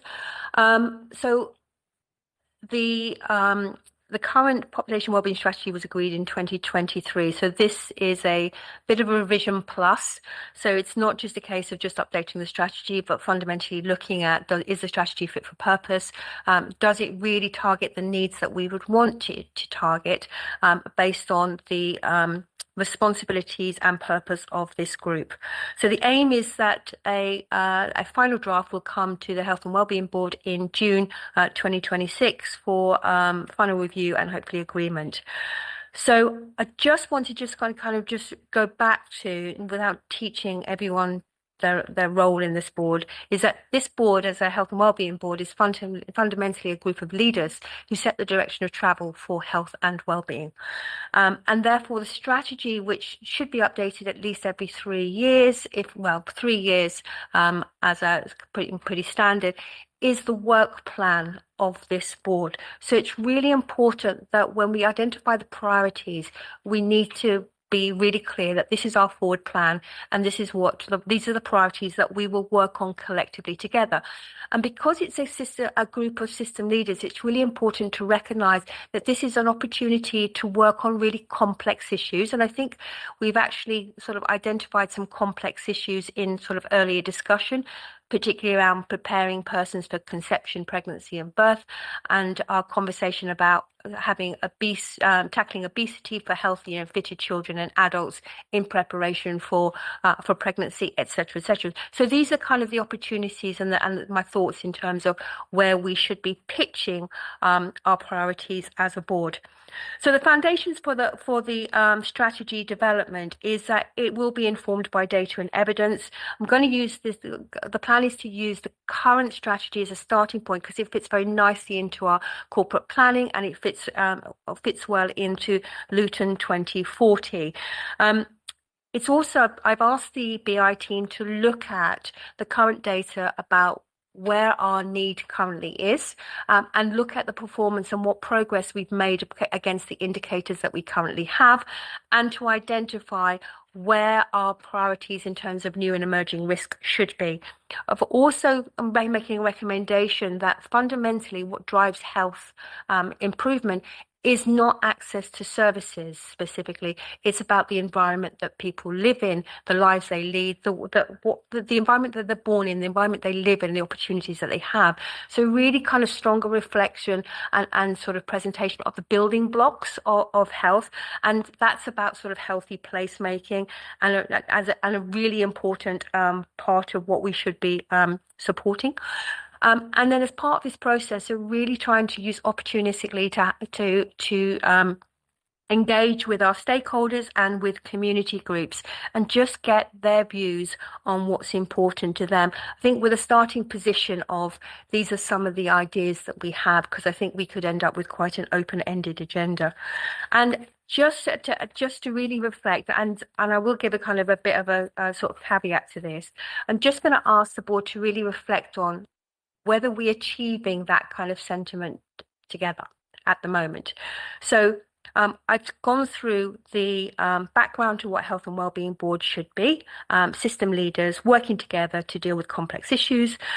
We've got a current reporting in figure 1 of the reporting structure. One of the things I'm going to reflect back is that apart from one of the boards, most of the groups that report into us, we don't really get to see what their work remit is. And I think one of the things that we don't do is delegate to them what are our expectations of them based on what our population wellbeing strategy priorities are.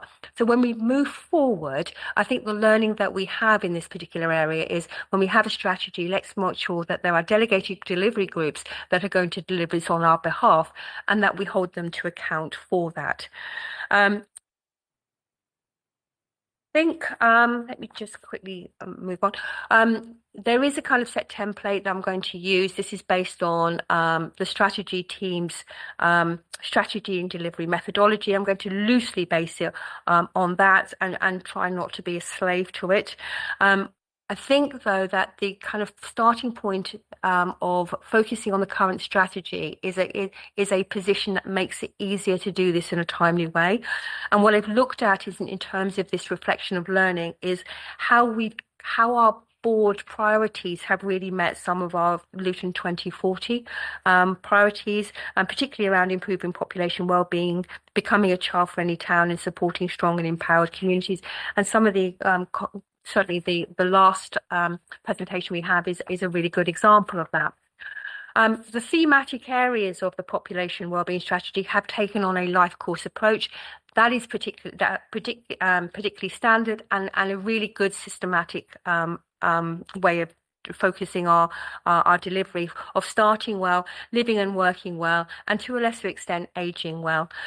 We've also included sort of living in safe and cohesive communities as fundamental to the social determinants of health and those building blocks that I referred to earlier, and a quality education for all.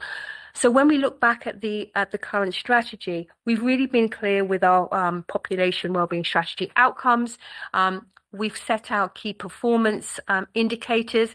The challenge on the indicators I would reflect back is that some of those are national indicators, and the timeliness of being able to see contemporaneous data that allows us to see whether the progress we've actually achieved is relevant is really difficult because of that delay. So sometimes we are working on 21-22 data and we're in 2026. So as we look to identify priorities, one of the key things that we should be thinking about doing is where we haven't got data sets that are contemporaneous in the data that they're presenting, we look for proxy indicators, and that's a pretty standard approach and will help us as we move forward, really to help us establish what progress has been made. Table 1 and Table 2 are kind of interesting. I picked up on the health and wellbeing meeting agendas that have been since the actual strategy has been agreed. And there is a lot of really good work that has come to the board. The challenge is that not all of this is based on the strategy that we've actually had. And actually, there are parts of the strategy that we haven't actually really had much of information on. And that's not to say that we shouldn't be looking wider, but I think if we've got a strategy, it's really important to focus on delivering that. But what really is important is that every year we do produce a work plan for the current year. And if we look at Table 2, the work plan has set out a quite significant amount of work that's been going on that has never made its way to the board, including issues about maternity services. And so I think as we move forward, a kind of reflection to us all is when we do set our forward plan, let's make it absolutely clear that when we deal with these complex issues, we have real oversight of what's coming our way. And rather than what papers are available that people might like to present to us, we really prioritize those areas that are going to help deliver the plan. I then looked at a bit of strengths and weakness, strengths and for learning. I won't say for weaknesses. Our board agendas have been really ambitious when we've been planning the annual work plan, and we've overseen a considerable programme of work. It aligns the Luton 2040 outcomes and KPIs, and in terms of governance, there's a clear golden thread. The outcomes of the KPIs have had really, where we can demonstrate them, have had an impact on health and wellbeing in Luton, and change has been demonstrated in many of those areas. But the learning is the key point as we move forward is in terms of how we can do things better.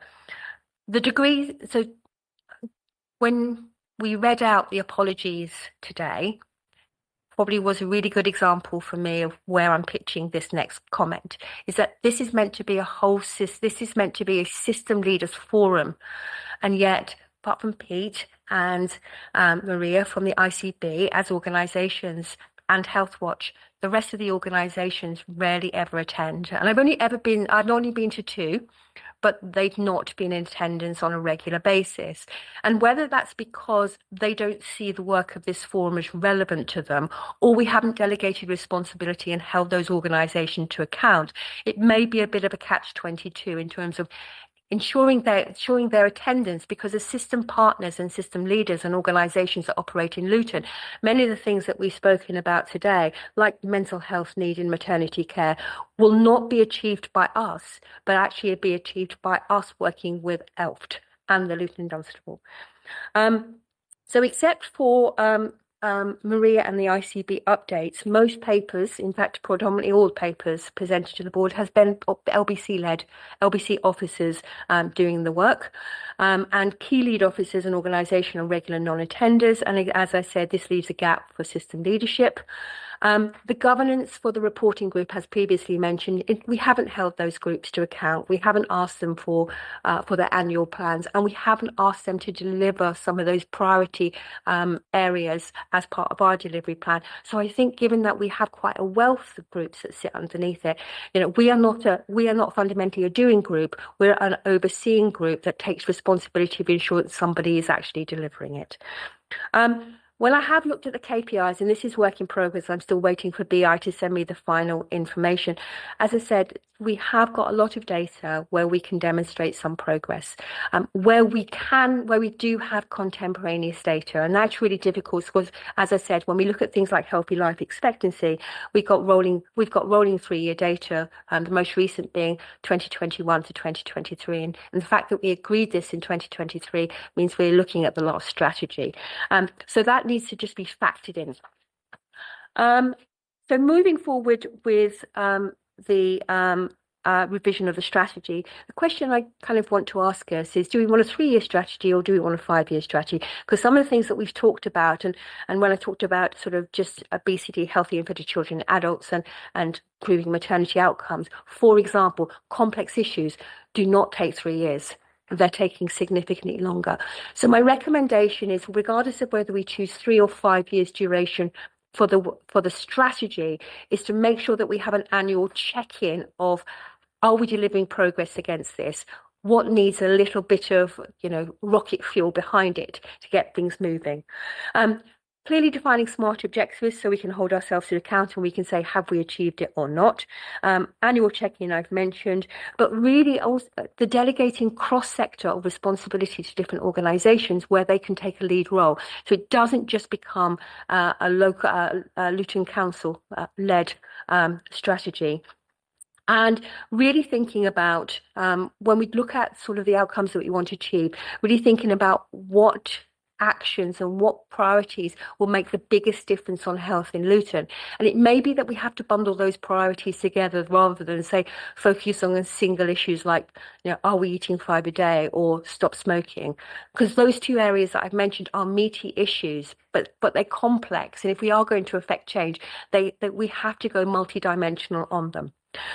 If you look at section 5.4 on the paper, some of the system priorities I've kind of picked up across the system are examples of where there is really important work that needs to be picked up. So we've talked about the corporate plan for the council on housing, jobs, safety and wellbeing. We know about Luton 2040.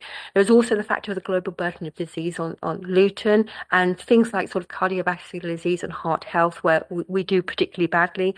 We've got Marmot Town priorities, child-friendly Luton, alignment with the inclusive economy, and health is wealth and wealth is health. The NHS is their 10-year forward plan. There's the Core 20+5, where we probably haven't received a paper for quite a long time.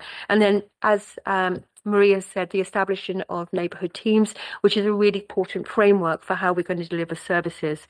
And then there's a kind of shared standards of making sure that we're meeting the requirements of regulators, greater focus on social determinants of health, and our role as anchor institutions and what we can do in terms of that wealth building and those social determinants of health. And one of the things that the hospital is really keen to do is work in partnership about how do you create local employment opportunities, particularly for a big employer like the L&D. So being informed by data, one of the things that we are looking at, and I think, catching the maternity service report, population forecasting is really, really important. There are degrees of inaccuracy as you move 3 to 5, 10 years plus, but some of it we can anticipate by looking back and looking forward and thinking about national policies. So we do need to anticipate what the town is going to look like and actually think about what needs are likely to emerge as the population changes. We have got a dashboard that's already in place. We would need to update that to make sure it properly reflects the work that's or the priorities that we're going to be focusing on. And just a kind of an example of kind of population health risk and protective factors. We haven't really focused on healthy aging, and one of the pieces of work that Jill and Hannah, who works in my team, is doing is on healthy aging and how do we keep people healthier for longer and delaying the onset of frailty, so it allows them to live independent lives, particularly in light of the fact that the number of older people in Luton is likely to was expected to increase based on population projections. Healthy life expectancy is reducing, therefore people are living longer in poor health and are likely to need services for longer.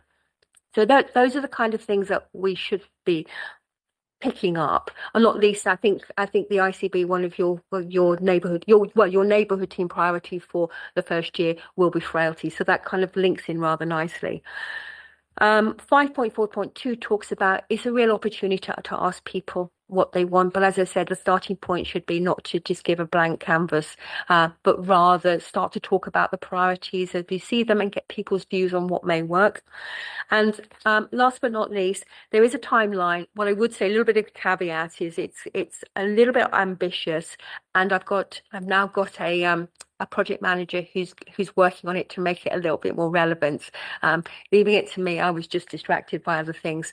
But as I said, timeline is to get a final draft to you as a board in June. But I'll bring back in April the progress to date and the outline of the priorities for us to have a little bit more of a discussion, if that's okay. Are there any questions from anybody or comments? Yes, Umi?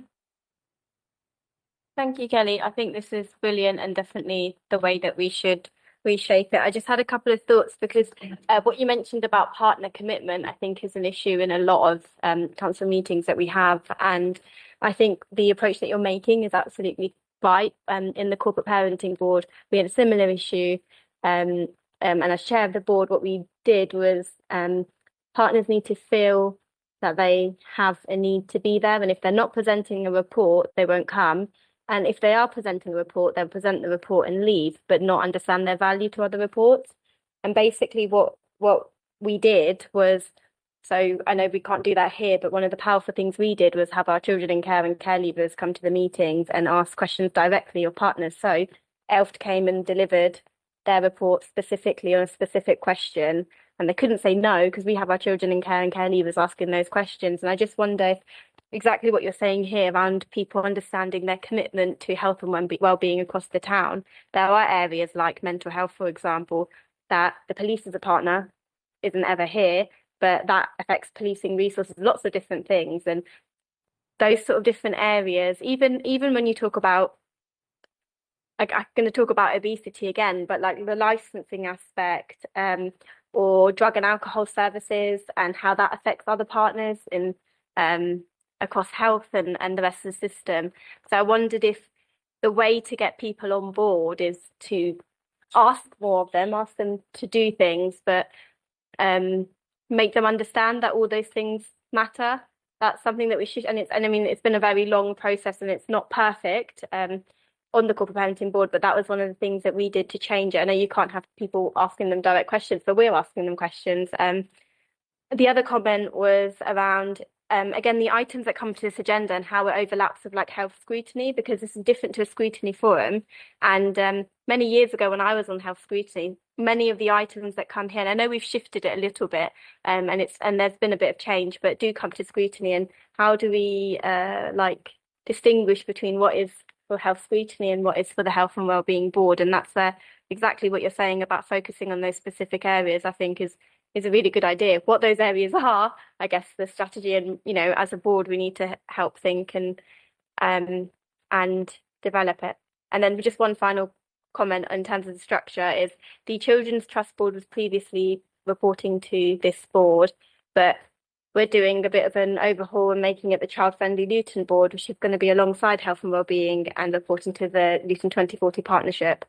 I don't know if that's officially happened yet, but just a quick note as that's in the report. And I think that was the idea in terms of Child Friendly Luton Children's Trust Board. Thank you, Councillor. I think Marie and I had a bit of a conversation. So we called it current in the hope that we had got it right, but know the direction of travel for the children. And thank you for the sort of learning about the corporate parenting board. I think that's probably where we need to pitch ourselves. But important to note that this is a statutory board, and it's really and while we can't demand people to attend, I think it does go back to that catch-22 position. Is it board needs to have relevance. And I think if we are trying to work as a system on issues that affect different organisations or more than one organisation, I think this is a really important forum where we could make change. But it does need that collective ownership and responsibility. Thank you. Yes, I was just going to agree with Kelly's point about and the councillor's point about attendance. And certainly since I've taken up my role, I have been speaking to health provider colleagues about coming here because this is the board that will sign off the neighbourhood health plan that we've just talked about, as well as the health and wellbeing strategy. That's really important to all providers of healthcare services for your population. So happy to work with you, Chair, and others to encourage attendance and participation in the meeting as well. I think it is really important that we get all those partners here. We've had difficulty ever since the Health and Wellbeing Board was instituted, unfortunately, in getting all partners to come to the meeting or come and then not go almost immediately. And I was disappointed tonight. Last time we had the fire brigade here, they did a brilliant presentation, but they've not come this time. Yeah. And that, I think, is a sign of partners' positions. So I don't know how you get where something, because at the end of the day, if we're going to talk about obesity, for example, that's all of us got to work on that. But we all got to take part in the how do we deal with that? And you've got to be there to talk about how each part can do something. And if you're not there in the room, you're not having the debate, are you? So I think it's a real difficult one because it really hasn't. And I'm not calling names out. Well, I am calling names out, actually. Police have never attended. They're a statutory member on here. They've never attended. And it's just priorities. And they will say to you, there's 4 health and wellbeing boards in BLMK. We can't do them all. And it's as basic as that, really, I think. Yes. So it might be interesting to the attendance like at the other BLM. Thank you. Yes, Umi, do you want to come back on something? Yeah, and then just I'll bring Phil in. Yeah. Oh, sorry. Yeah, just what you were saying there around attendance. I think the other thing that we need to look at is, are we identifying the right people within those partner organisations to come along? Yeah, that's true. It's actually, it will be fine for us to ask the police and say, this is statutory, you must be here, and someone turns up and actually it's not something that there is a part of their day-to-day role or that they're passionate about. So we need to do more about looking at the membership, because I've seen the membership and previously we have invited someone that's not even part of Bedfordshire Police anymore. So we do need to look at ourselves and as a committee how we decide which partners come along. I think that's the comment that I would make, and thinking whether it's a different type of representative from the police or another partner. I'm mentioning the police and feels a bit targeted depending on what type of items are coming up. And then I guess the other thing is when we try to shift to having the discussion items and then the noting reports, if we do want those discussion, because people are stretched, I know we're all stretched within the system, the NHS Council and all other partners, but if we have those more meatier discussion items where we're working together at the start, which I think was the intention, and then the noting reports later on, so that if people did need to, not that we're encouraging them to leave, but that we have an expectation that you are there for those discussion items. I just think it needs a little working and talking through. Okay, thank you. Phil? Yeah, I think one representation that we're missing here clearly that is relevant to everything goes on is the police. Now, I mean, the police used to come years ago, but I don't think I've seen any representation from the police in the last No, they haven't 5 to 10 attended. years. No. But they used to come 13, 14 years ago when I've 13 years I've been attending here. But yeah, the police used to come, but they don't. And it's very key to what we do in Luton, I think. Disappointing. Okay, we're asked to agree the report really, and the recommendation is there. Is everybody happy with the recommendation? Yeah. Okay, did you want to come back at all? What I'll do in April is we may have a little bit more time, so I'll come back with a series of tick box questions so that you can make a decision on some of the areas, just to make sure that we are all in agreement. Yeah, brilliant. Okay. All right, so we'll take that one back the next meeting. Okay, thank you. We're now on to item 11, which is the E-joint strategic needs assessment. David Powell, who authored this, sent his apologies. It's a really, really quick one. It's just an update. I shouldn't say just an update. It's an update from the agreement that we made a few meetings ago about having an EJSNA. It just sets out that the agreement that we would move from a rather large PDF that seems to be done every year, which surprised me, to a electronic version, which pulls data off the system, uses Power BI. And just section 5 is just a sort of, I suppose, for us to agree. I think this is a sensible approach. This was an approach that David and I agreed, is that we would, the easiest way to do this would be to put existing JSNA thematic areas up on the e-system first. We already have that data, we know where it is, and it will be the starting point so we can get rid of the PDF. We then set up looking the data requirements for statutory reporting and regulator assurance like CQC and Ofsted. And then we focus on frailty and SEND as particular areas, just basically fundamentally because they are going to be the areas where neighbourhood teams are going to work on in year 1 and year 2 to help with that. There may be other areas that we as a board would want to see in the JSNA. I think if there are areas that you just want to be absolutely sure, just let me know, drop me a message and I'll make sure that that's put in the list of priorities. And then the proposal is for 3 different documents. One is a kind of headline or single issue document that provides high-level concise data and a narrative that supports it. Then there's an insight document that brings together data and analysis and sort of a narrative on actions that are being taken. And then there is a deep dive or a health needs assessment, and that's fundamentally for real business need, particularly around commissioning. And then all of that will be done with a subject matter expert, and that's really important because without the subject matter expert, what we have is analysts who are looking at data and describe the data rather than really understand what really is going on. So that's just the kind of headlines of where we're at. My view is that I helped David with the paper. I think this is a really sensible approach, but there may be other areas that I'm really happy to pick up and put in a prioritisation list that we haven't thought about, or you just want to be assured of. I agree. It seems a sensible way forward. Is everybody comfortable with it? Yeah, seems like it. Thank you very much.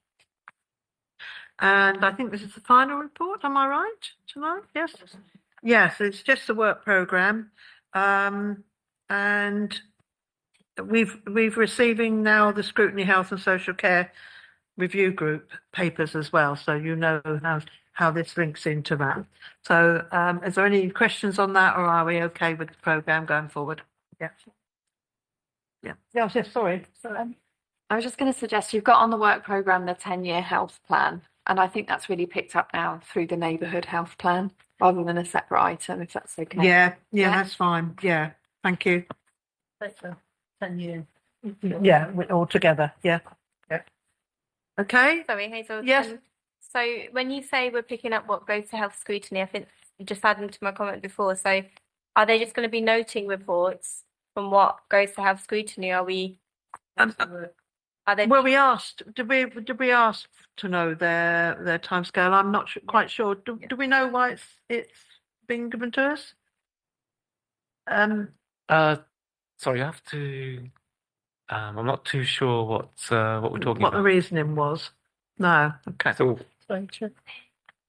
Scrutiny are going to come to this board now, or what? No. What No, is the no, I report, think sorry? it was just the work programme that we get the work programme for the health scrutiny listed and then to see what's going. I think it's just to tell us when. Oh, sorry, when- okay, it's not the I report. misunderstood that. So we're going to see what goes to health So if you want scrutiny, to go to the meeting or you want Okay, a that particular makes report or something. and that helps with the sort of I think shifting that's what it's for. strategy. I think that's the thinking behind it. Yeah.